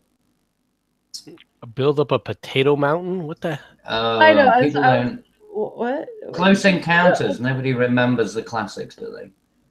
Where the guy makes potato mountain, dude. He was going crazy. That's not really. Yeah, he was. Okay. No, but he was making the potato mountain because he was having his mind fed by the aliens to tell him where to go, and so I want to take this away. I want to take this away. I want to take this away from Potato Mountain, whatever the fuck that is. Metaphor. And I want to take it into something else. No, here you go. Here's a jump off point. The wow signal. Go. I need more than that. The wow signal, the signal that they got from space that was obviously not natural. The guy who wrote it just wrote wow next to it. Yeah. Yeah. You're talking about the weird the background radiation signal that we can't tell if it's a language or not? No, it turned out to be a pulsar. It turned out that there was a spike that they haven't identified. That's what it turned out. It was a pulsar. Okay. It was a pulsar that was repeating. And so they picked it up, and that's how pulsars or neutron stars were, identified. Was because of the wow signal. No, we're talking. No, we used X-rays to find quasars. No, but that was the first evidence of it. I think when the guy did the wow signal. I think the wow signal has never been explained. They don't know what the wow signal for if. Oh really? Yeah, they've all they know is that there's a spike there. They don't know what the spike was because it's never been repeated. I'm gonna say it was microphone feedback from heavy metal. It could be a lot. No, they actually strange effects that happen. That they are said out it there. came from a certain star cluster, and it didn't come from the Earth. They did. No, they do know that. They say that. See, but the problem with that is they say they were pointed at that. There's no actual evidence that it actually came from outside of the solar system.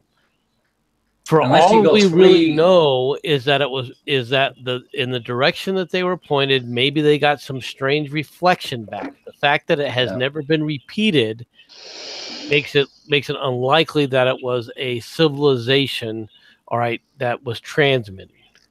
Yeah, Mad Dodge, you need 3 signals to triangulate a position. You can't just do it once. You're just getting a general area. If that was the case, you'd need to see it at least 2 or 3 times. Well, this was the SETI Institute.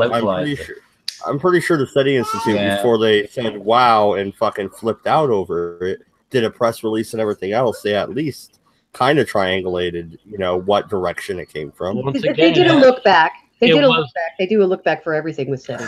Well, right, but once again, it was a single incident. It's never been repeated.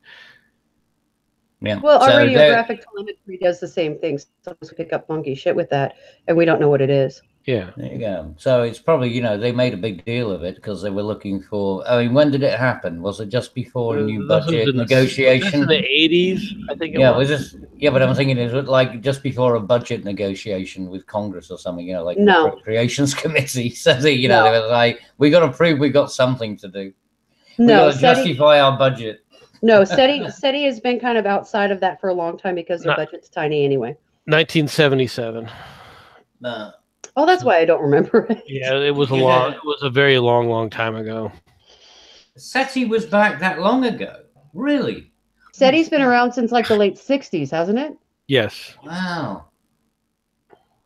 I don't know why. I always thought it was something that came in the 80s. I don't know why. You're aging like I am. You think things are sooner than they were anymore. Yeah, that's weird, isn't it? Yeah, this time shift. Is that time? Is it that the?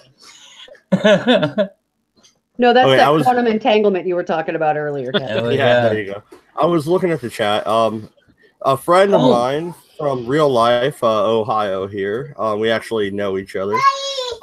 He asked Space Force. So you know what? We'll talk about the damn Space Force. I want to be a space pirate. I am going to be a space pirate, and I'm going to put together a One Piece style crew. I'm going to find the Galactic One Piece with a trebuchet and lasers stuck on the front of my ship, and I'm going to praise the whale and spread the word of Al-Hut Al-Azim at the same time. Wasn't that Outlaw Star actually? What? Isn't that Outlaw Star not One Piece? No, One Piece. Not in No, I'm taking the One Piece idea of freedom and everything, and I'm going to put it in the universe, in the galaxy, and I'm going to be like Luffy, and I'm going to have a crazy crew, and we're going to go do some fun, stupid shit, and we're going to praise the whale the whole time too. Well, I have asked this before, and I'll ask it for one final time. This is hopefully the last time we'll discuss the Space Force on the Redeye, unless, of course, they get like $1 billion. Then we're going to talk a lot about how much they're wasting. But no. All right. So about a year ago, the Pope came out and said, if there are aliens, I would baptize them. That's interesting. That's Project Blue Book. Project Blue Book had. Wait a minute. Project Blue Book had a bunch of sightings that they can't really explain, so we've covered that. UFO sightings have increased in recent years, for who knows why. And now Donald Trump wants a space force to defend the Earth. It all seems rather coincidental. Yeah. I assume. It also the increase in the cannabis consumption, right? Because now cannabis is legalized in how many states? Okay, Jeff Sessions. Wait, hold on. There's another reason that Trump is talking about a space force of some sort. We have evidence that the Chinese have been fucking with our satellites. Oh, and since they haven't signed anything saying that they won't militarize space, there's a chance that that's the reason he's doing it, is because China's fucking with our satellites. And there is a UN, resolution which is meant to be signed, really, rather like the AA. What is it? The nuclear one. IAEA. Well, if it's anything like the Human Rights Council, I don't see Nikki Haley signing a goddamn thing. I don't like that bitch, but she at least has a hard line with the UN. I'll give her that much credit. Yeah, she's really good at publicly shaming them. Yeah, but when it comes to the space, the weaponization of space, this goes back to the 1980s with Reagan. This is a Reagan thing, but that was all a paper tiger to beat the Russians. Yeah, exactly. But the thing is that now it's going to be formalized, potentially. And I think that Donald Trump did make a particular point about the military, and the dominance. And when you look at when you look at that document that they created, it's full spectrum dominance, and anyone who hasn't seen it, you should take a look at it because it's kind of disconcerting. Well, no, and MC, before you start, I watched the press conference again. Donald Trump has enacted an order to the Department of Defense. He is the commander-in-chief. He has told them to create this. They have to now. They will be created.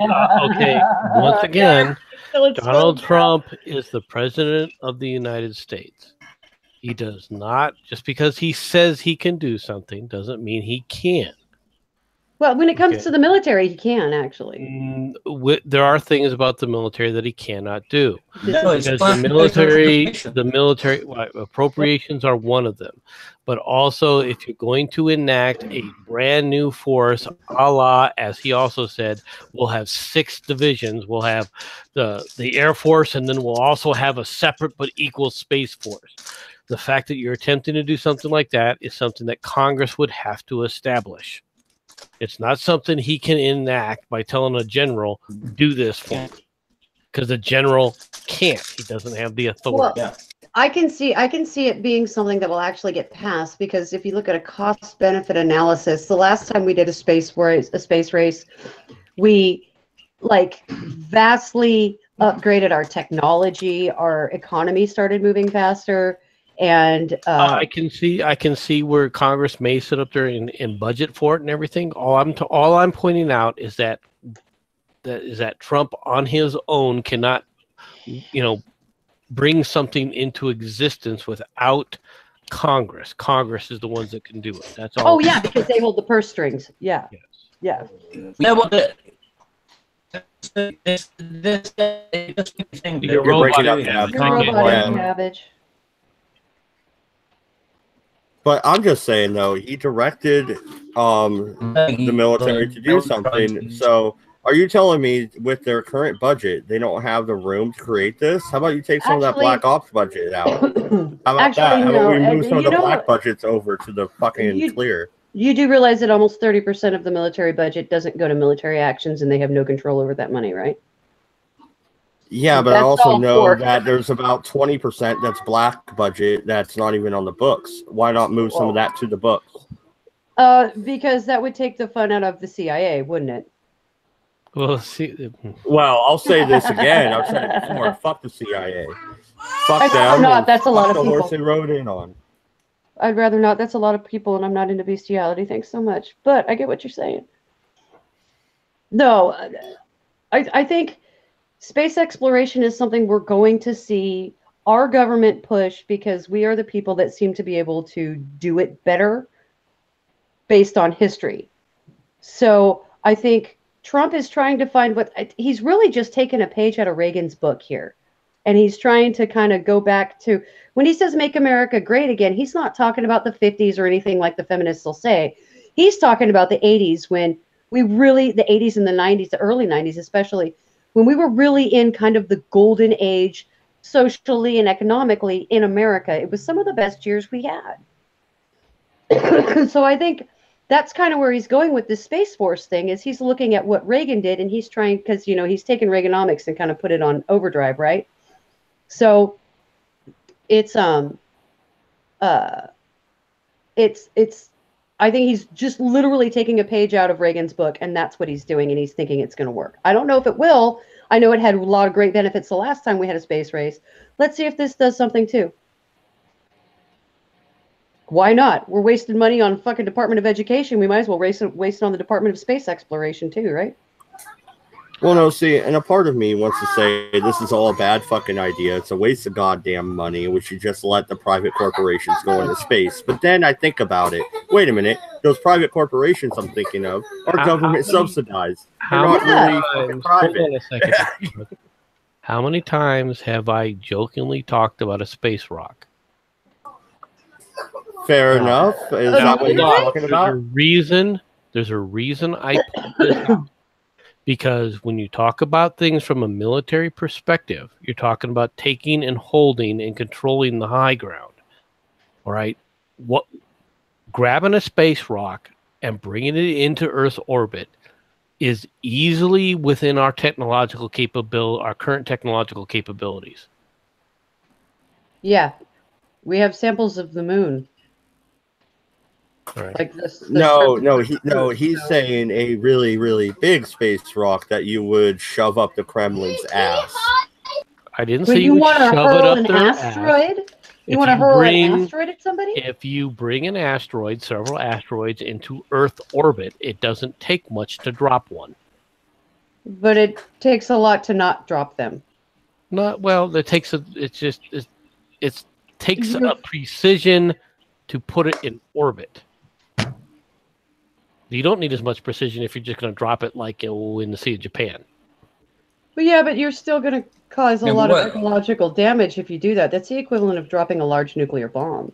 It is. But you will be changing radioactive waste. No, there will still be radioactive waste because of the radioactivity of the matter that's being thrown through the atmosphere. It's just a lower amount. It won't contaminate the atmosphere from that you're dealing with because there's no neutron contamination. Okay, but it's still going to create detritus in the atmosphere, which is going to have a negative impact on the planet. I mean, just look at K2. I will agree with you. It would, but those effects are not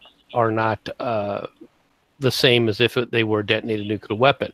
But what my point here with this whole thing is to point out, if you have a rock that you are in control of hurtling around where you're in control of around the atmosphere or in space around in orbit, right? Whether you drop it or not, the threat is there. But how? Well, okay, yeah. That's an expensive threat. I mean, it would be easier to make a space elevator than it would be to not necessarily, especially if you can use it for like mining and other things to offset the cost. Well, no, that's what the excuse would be. They would never say we have this giant rock that will drop on you if you fuck with us. They'd say we have this rock in orbit that we're mining. Don't you want to buy some fucking cobalt? Don't you want to buy some of this and some of that? That would be the excuse, right, MC? Yeah, basically. Okay, if we're going to do asteroid mining, I mean, we have to be able to travel to the Oort cloud to be able to do that. No, the asteroid field is between Mars and Jupiter. Oh, okay, yeah, okay, so the belt. Yes. Well, even then, we'd have to be able to effectively travel a parsec in more than 12 years. So. Well, you can slingshot when the planets align. You can do a slingshot maneuver. That's how they want to get to Mars. So, really? I don't know. God, that's really inefficient. Yeah, it's kind of efficient. You're using the Earth's gravity and slingshotting around, and straight. It could be a 3-month or 4-month trip at that point. But it's a year back. We have the technology with nuclear engines. We couldn't build have proper shielding. We've even got ones that you can have proper shielding with. The problem, of course, is we've promised not to do that. But sooner or later, we as humanity are going to explore space. Yeah, it's going to be sooner rather than later. Humans are way too interested in space. The weird thing is we haven't even bothered fully mapping our oceans, and we're obsessed with space. That's because space is not nearly as hot as the bottom of the ocean. Yeah, no, that's a cold, hard truth. It's easier to get to space than it is to go down to the bottom of Mariana's Trench. Escape velocity is easier to achieve than the pressure retention. If you get stuck to the bottom, I mean, granted, if you lose all your atmosphere in space, you die. But you could still lose all your atmosphere at the bottom of the ocean and die, and you can get crushed. Oh, joy. Or atmospheric retention, not pressure retention. Sorry, wrong word. However you want to look at it, it's all the same. Wish like grape. Decompression. That's when you're coming back up. Well, no, it's also, if anything releases, is decompressing. It's crushed like a little tin can. It's decompressing at that point. So, but the reality is that it's harder for us actually in many ways to explore the oceans. It's easier in that it's closer, right? But the technology involved in going down to the bottom of the ocean is far. I mean, the material that you need and how you have to do it and how much you can explore it and everything. It's a lot tougher to explore the bottom of the ocean than it is to explore space. Not the least of which is to explore space. You don't need to have humans necessarily doing it. You can throw, probes up and have them look at it. Voyager 3, anyone? Yeah, but but you can or Cassini, but you can. I mean, you can do the same thing with. Well, shit. Oh, he does that sometimes. You'll get used to it. No, but that's the point too. Is you can't necessarily send help to midway down the Marianas Trench, even in the oceans, because of the pressurization. You have to come up slowly, or you'll get the bends and you'll fucking die a horrible death. So it's almost easier to help somebody on the space station than it is down in a deep ocean. Oh yeah, no, it's an odd thing because it's like the ocean is right there. Right there. But Jensen, any thoughts, man? Yes. Well, I completely agree that the fact that although we're going out into space and doing all these wonderful ideas that they're having, shouldn't we really get more knowledge on our planet before we go wandering out there and wrecking somewhere else? And B, I was going to say sure, but that doesn't mean we're going to do it.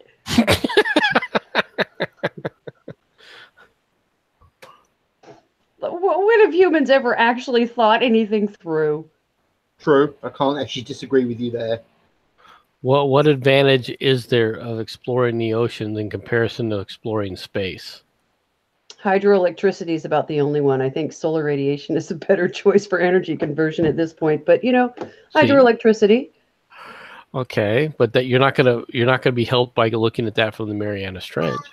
Well, no, and you don't have to go deep. You have OSU, the Oregon State University, doing buoy, electrical generation, and to be honest, the same problem exists with that as it does with solar collectors, which is you still got to figure out a way to store the energy, which applies equally to looking at things from the bottom of the ocean or looking at things from space. Yeah, batteries are something we really just have not improved technology on, and I want to know why we aren't trying harder to improve battery technology. Because we're at a point of chemical limitation. I know. Finite capacity. You can't go beyond can you break the laws of physics? From a chemical perspective, yes. There are certain ideas using radioactivity and some other things that people have proposed that people are afraid to energize. Yeah, but that would be dangerous, wouldn't it? Could be. Yeah, but tidal generation, I've looked into that because it is subsidized by the state of Oregon, so I really wanted to know what the fuck they were doing. And it would be a good energy generation source. And their tests, you got to be very careful. Mad Dodge, you got to be really careful with anything that you do with. I mean, even with say wind farms, there've been wind farms, and they've done studies in the UK. And they've actually found microclimates being created around these things. That's more of an oceanic big worry that, say, for example, but I'm talking, but the oceans as well. Yeah, but I'm saying that you have a finite amount of energy, right? You are taking energy out of a closed system. So, say, for example, if we would say France stuck a massive snake out into the ocean to generate energy for themselves, that would interfere with the Gulf Stream, and that would actually change our entire climate. Possibly. Yeah. No, it would, because it's taking energy out of a closed system. There is no way that you claim that you are. System.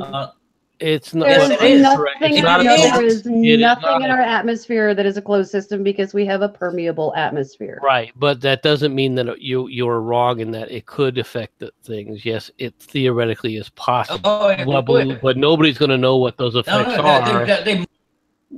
But you can model anything. Okay, that's the thing. You can't trust anything. Yeah, but exactly. Oh, yeah, but mathematics is that. According that's not what anybody was saying. No, because all of the models are hypothetical. They're all hypothetical. That's what a model is. They've actually done tests on these things. Exactly. And one of the models that went across, they did one in, I think it was a place called Swansea, down in South Wales. And they had one of these big snakes. And they also had one in Edinburgh, in the bay there. And the effect that had on the, you know, on the tides and everything else that were coming in. It was noticeable.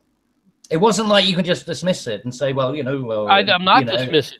I'm not dismissing it at all, Cabbage. I don't think anybody's dismissing it. But at this point in time, it remains more theory than actuality. Yes, and the problem is when somebody thinks that, well, we think we can get away with it, and then they do it, and then they have to fucking realize the consequences when England ends up in a new fucking ice age. Sacrifices must be made. Yes, you know, it's not like it's Gonna break some eggs to make an omelet. Yeah, well, fuck you. I'm not going to be one of your eggs, thank you. Well, okay, so they did a whole bunch of studies on hydroelectricity on the West Coast, in the California coast, back in like the 90s, if memory serves.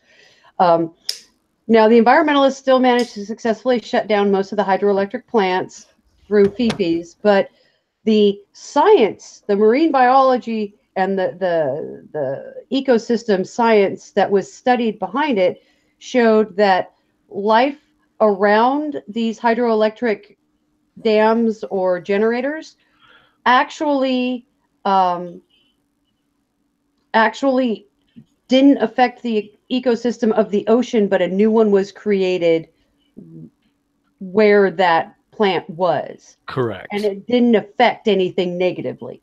There was no negative effect. How do you I'm sorry, but any kind of change can be described as negative. Well, yeah, everything that happens on the planet is negative because you have a bunch of retarded climate scientists right now thinking that the atmosphere and weather is static for some reason. I don't know. Change is evil. I agree with you. That is a problem. Because it is. Change is evil. That's the whole point, right? If it isn't the same as yesterday, then someone must be responsible. Well, I just think it's because they all have fucking Asperger's and they can't handle any change. Oh, I think it's just because they want to make a name for themselves, and this is a way that they can sit up there and do that, and at the same time pump up themselves, saying, "Look at me, I matter, and I'm helping people." When in reality, all they're doing is sticking their freaking snouts in the trough and eating at the public trough. But that's just me. Yeah, absolutely.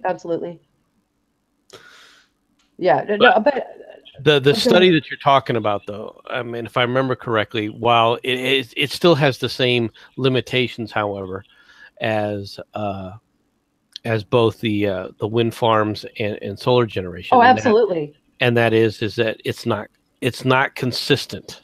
You don't have power generation consistently taking place on a continuous basis. It depends on where you put it. Now, there are some places like, Point Conception has a whole lot of heavy duty undercurrent, which is really, really good for a hydroelectric plant because it keeps constant power generation. The problem is we don't have constant power distribution from the plants. It's a technology issue on the transfer side, not a technology issue on the gathering side, if I remember correctly. It's a little bit of both, if I'm not mistaken. But transfer is also an issue as well. But we have the same problem with nuclear plants as well. I mean, we're always going to have that degradation until we figure out to use something besides copper, but we haven't figured out what works better than copper yet.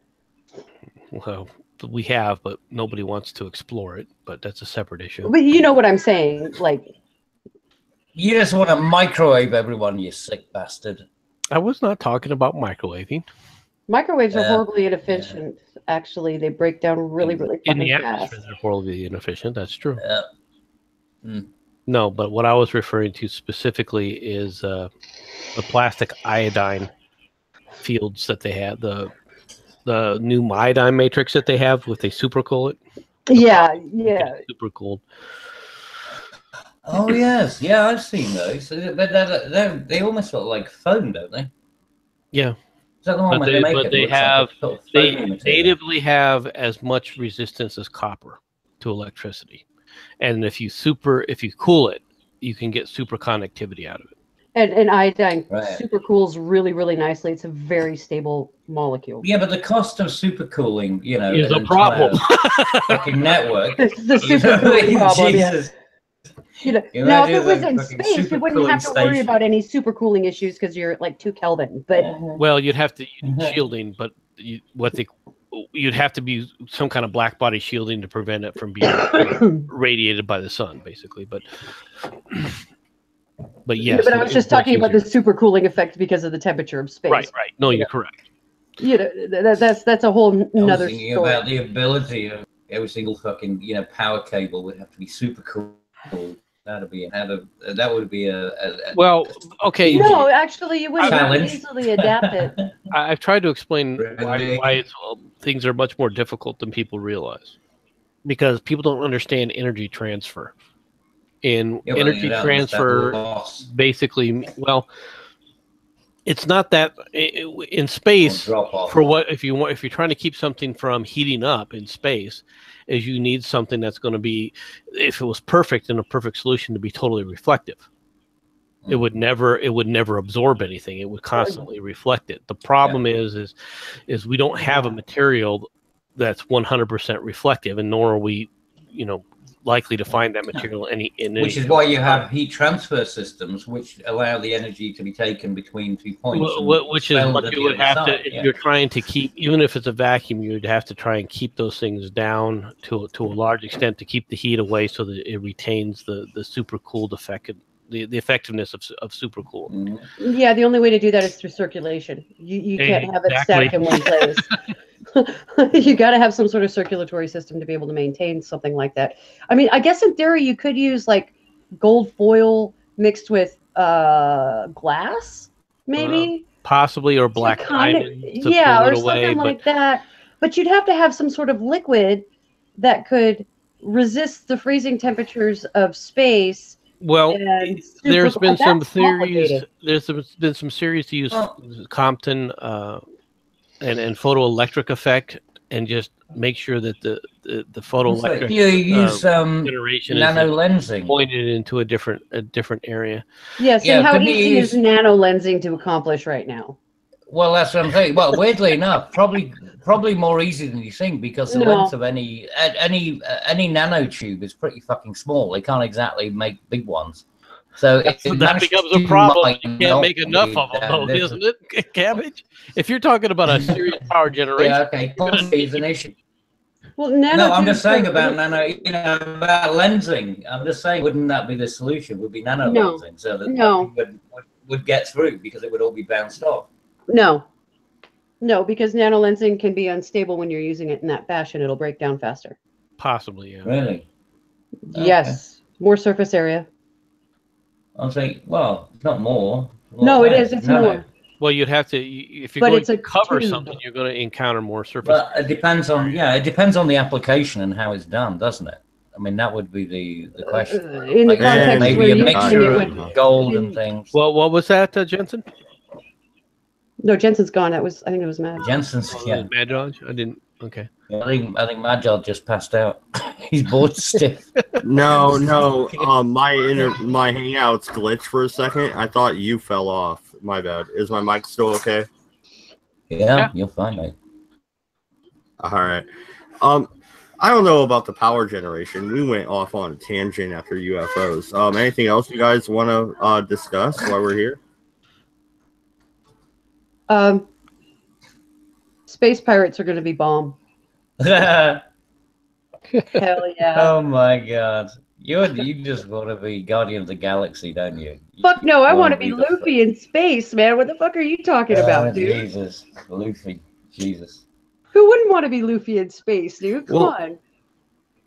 Well, here's the thing, though, when it comes to the space. Number one, first question you got 100% rejection rate. No, I want to know: Are we gonna have the Army Corps of Engineers building a base on the moon? That's what I want to know. MC, answer it. No. Not anytime soon, that's for sure. It certainly won't be the Army Corps of Engineers. Army Corps of the Engineers? No, it'll be the Space Force. It'll be the Space Force Engineers. It'll be space pirates building space Corps. Space Corps Engineers. Oh, could you imagine Space Tortuga? Space Tortuga would be Space Tortuga great. Would be the shit, wouldn't it? Wouldn't it? My husband says that if there's going to be space pirates, there needs to be a space economy. And if there's going to be a space economy, he's going to be a space banker. I think that's pretty clever. Rather be a space Napoleon Hitler, a.k.a. Frieza. That's pretty good. That's pretty good. You better start collecting his latinum now. Latinum? No, because who wants to deal with the Ferengi? There's nothing wrong with the Ferengi. Yes, they're terrible. No, Quark. Somebody's ears to get something that's gross. Whatever. Quark was my favorite character of Deep Space Nine. Quark was the best character of DS9, but DS9 was probably not. one The of the best most character of DS9 boring was fucking Garrick. Garrick was the bomb on Deep Space. No, Garrick was whiny. No, that says a lot about you, MC, that you would like the spy. Yeah, I'm just throwing that out there. The whiny spy. He's a whiny spy. Yeah, well, there was some episodes where he was super fucking whiny, like when the stupid implant messed up because he was hooked on it, and he's like, could you imagine being here amongst you people? I just turned the fucker on and wouldn't turn it off. I'm like, holy shit. God damn, dude. No, the show didn't get interesting to me until they brought Worf on. Really? Yeah, I didn't. You're a click-on-a-file. No. I'm a Worfophile. He was one of my favorite. Yeah, I like the idea of being abused by a. I just like Garrick's freaking commentary. Yeah, his commentary. Especially when he's talking about the when he was going on, and Bashir was trying to give him the lesson of the boy who cried wolf. Where he comes back and he goes, let me tell you the story of the boy who cried wolf, and he goes into the store and he goes, and the moral of the lesson is, if you lied to everybody, nobody trusts you. And they go, are you sure that's what the message was? Well, what else could it be? Don't say the same lie twice. And walks away. It was like mic drop, walked out. Yeah, but then that kind of bites Garrick in the ass later on. I mean, towards the end of the series, Garrick gets really fucked. So yeah, but you see, that doesn't work anyway. The Cardassians are pretty much getting screwed all the way around, which they earned themselves. But I was going to say, they kind of asked for it, didn't they? They did. So anyway, guys, I'm sorry. I have to bounce. I have medication to go pick up. So I will talk to you guys later. Bye. Self-medicating. Thanks for showing up. It is getting late, and it is getting time for supper, so I'm going to have to bounce too. So. Oh well, we could wrap her up then. Well, it's been a good show. Any last thoughts, you guys, before you guys want to go? Keep an eye out on my channel. I'm going to start streaming soon. I finally figured out how to do it. So. Yeah. Good. Sounds good. So other than that. All right.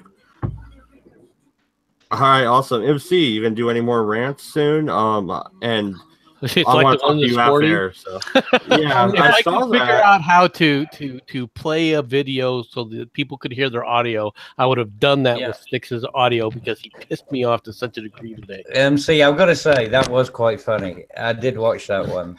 Your Styx response. That was swinging up a little bit, are we? Well, it's not bad. Look, the one thing about Styx, I disagree with a lot of what he says, but his overall commentary, generally, I agree with. All right, and even with this, I generally agree with the overall context that he's trying to place it in. I just get a little tired of that squishy little, I'm a centrist, and I've got to prove my centrist credentials in virtue signal. I'm tired of that. Well, that's but I'm not sure that's actually what he was doing. Then why would you make the claim, all right, that the Republicans didn't want to work with Obama on immigration when Obama never even gave them the chance, and nothing Obama would say, all right, held any weight, considering that he lied constantly, and the press would back him up. To come back and say that he was being obstructed for a solution on immigration, all right, by the Republicans is absolutely nonsense. Well, like I said, this is the reason I don't watch Styx too much, because I do. I watched him for a while, and he's one of those people. It was rather like you remember with oh God, who was the guy who ended up getting outed? Not that's a big damn near everybody, isn't it? I figure sooner. Yeah, pretty much. Oh God, no! It was so one of the particular names, during the Discord server fucking debacle. What's his name?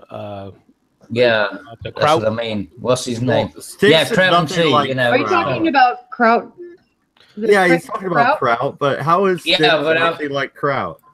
No, I'm just saying that it's sort of like, you know, you can expect that kind of thing to happen because, you know, if you can hold two positions or whatever, it just, I don't know, it just, when I listened to Kraut and Tea at the beginning, it all sounded pretty feasible and everything. That's what I'm trying to explain is, you know, like I watched Kraut and Tea's videos and it was all like, yeah, I can kind of get along with some of this stuff. And same thing with Sticks, but then it just starts fading away. That's why I ended up unsubscribing to Kraut way before the Discord shit, you know, came to light.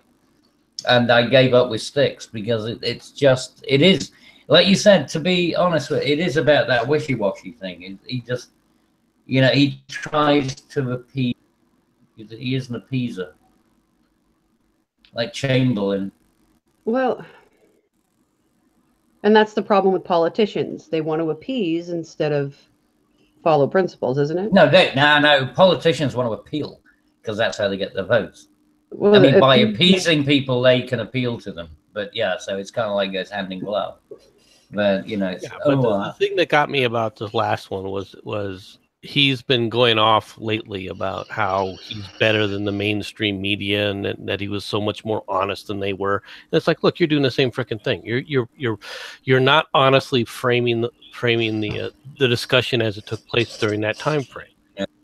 And that's the part that I'd had enough of it. Now, his overall commentary wasn't wrong. His overall, you know, conclusions and everything wasn't wrong. And I back myself off a lot of times with that, not just with Sticks, but with like Thunderfoot and several other things, especially when Thunderfoot was talking about the radioactivity coming from Fukushima.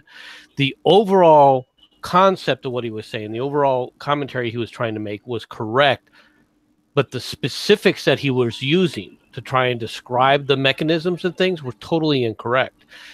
And I thought about going in there and saying, look, this is not correct. This is not how this works, especially when you start talking about dose deposition, all right, from radiation. There's no such thing as radiation deposition from different energies, all right, having the same effect. No, okay. But there's like a universal effect of radiation? Is that what he's saying? No. What he was basically saying is that different isotopes, which of course are different radiation intensities or different radiation, I'm sorry, not intensities, energy levels have this basically release the same amount of dose deposition, which is not accurate. Well, if that was the case, they would not be different isotopes, would they? Well,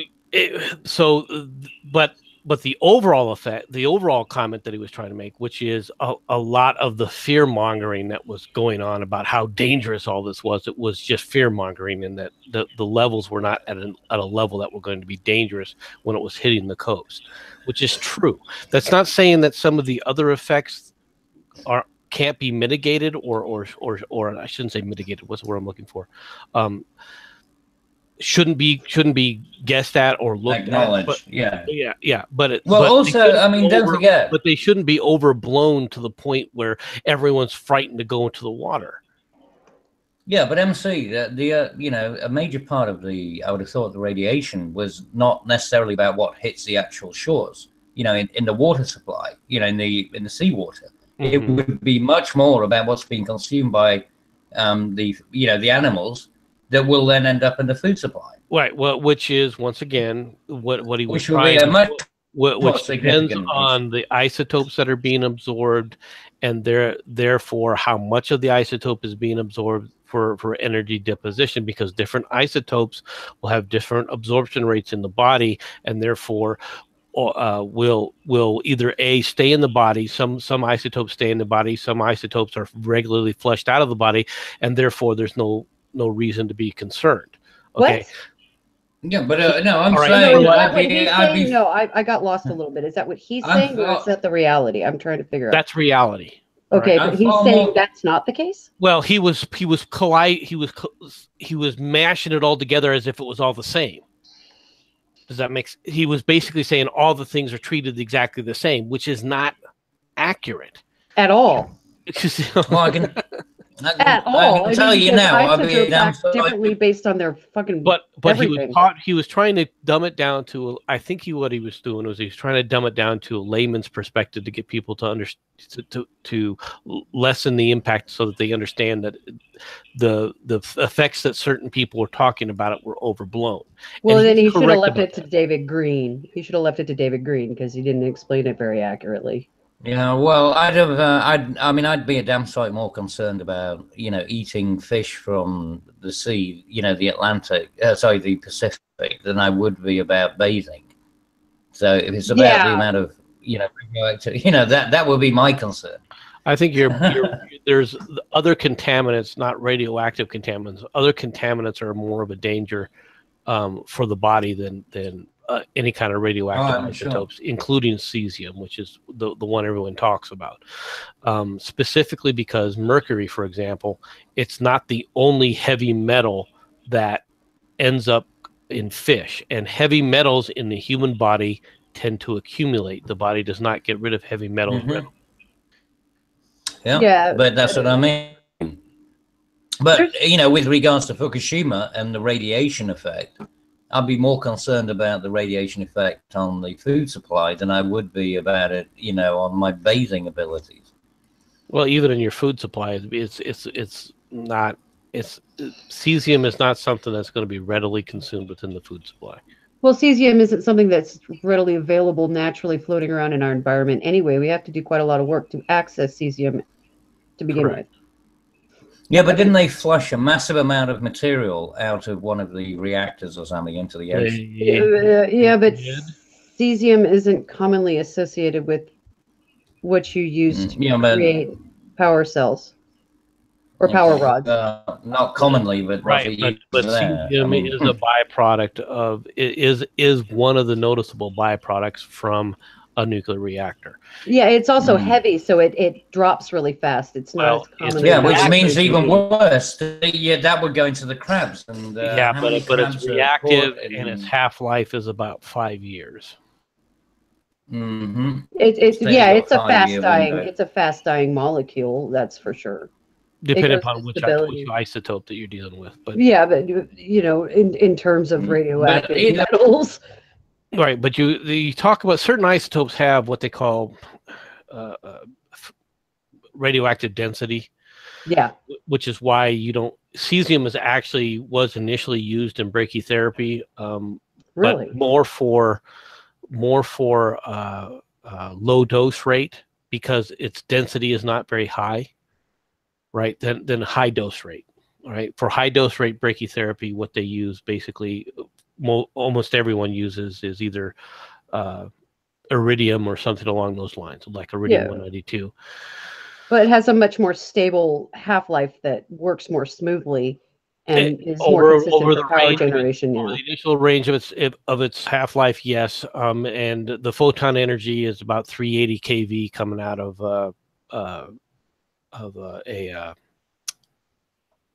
iridium 192 versus about, I think, 50 or 60 coming out of cesium. I have to look that up. I'm not sure about that with cesium, but the dose deposition then as it's deposited in the body is considerably different as a result. But everyone knows that there is no such thing as any radiation is dangerous. Whether it's solar radiation, creating meninite. Creating skin cancer, whatever it is. I mean, radiation is inherently potentially dangerous to DNA. Everybody knows that. Not necessarily. It depends on what it is. That's why you can't have too many radiation is simply the energy produced from electrons sloughing off of molecules. That is literally all radiation. Yes, but based on what molecule it is, but the effect on the DNA determines the danger of the radiation. Some radiation is actually good for you. The radioactive the radioactive process of vitamin D and vitamin K in your brain is actually good for you. Radiation is simply energy. Just like cancer isn't the devil, cancer is just a cell that grows funny. Well, that's one way to describe it. It's the truth of what cancer. Well, no, I understand that. Radiation is energy, and there are certain. Well, it's frequencies which are. It's the frequency of the energy of that particular wave. It's exactly what Atima described, and you can. There's different types of radiation. There's photon radiation, which is what most you see from like gamma rays, but they're X-rays. But you also have radiation as far as electron radiation, or you have heavy ions. No, they're not. They're an electron that's fired at a speed.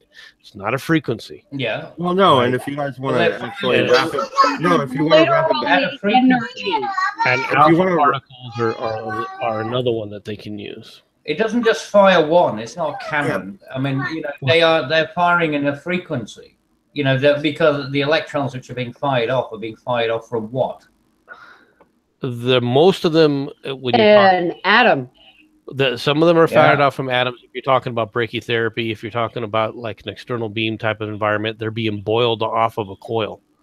It's still electrons popping off of atoms, no matter what it is. Yes. It's literally just electrons popping off of atoms.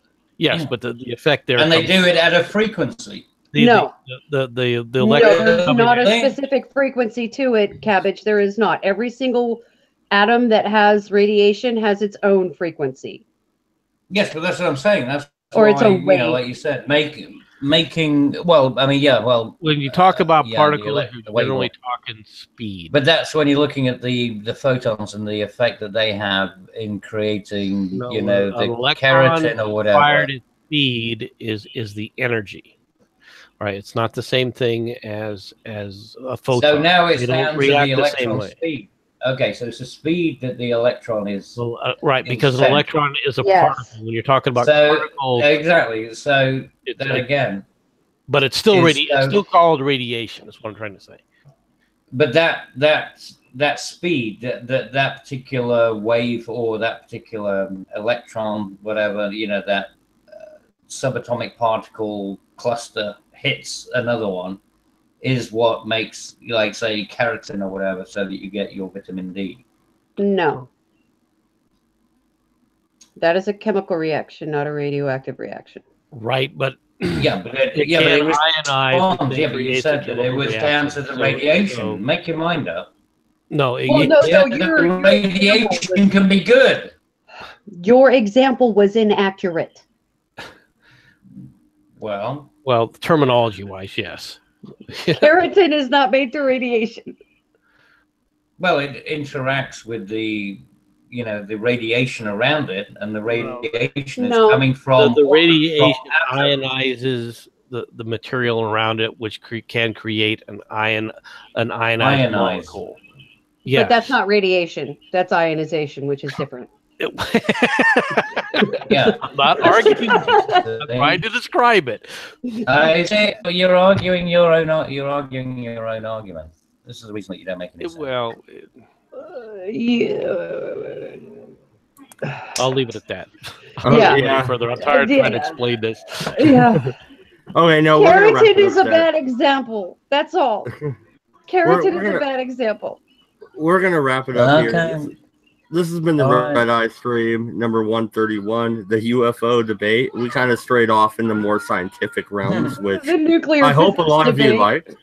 Yeah, I hope a lot of you like that. Please like and subscribe, and we'll be back on Monday for sure. I plan on putting out a video this weekend. That should be fun. Everybody, good night. Well, no, Looney Bin tomorrow, remember? Oh, that's right. Looney Bin tomorrow. Thank you, Cabbage. I appreciate that. Yeah, we're going to be back tomorrow for sure over on Magic Bollocks' channel. Check us out, the Looney Bin. What our attempt at comedy, anyway. Hope to see you guys there. Good night, everybody.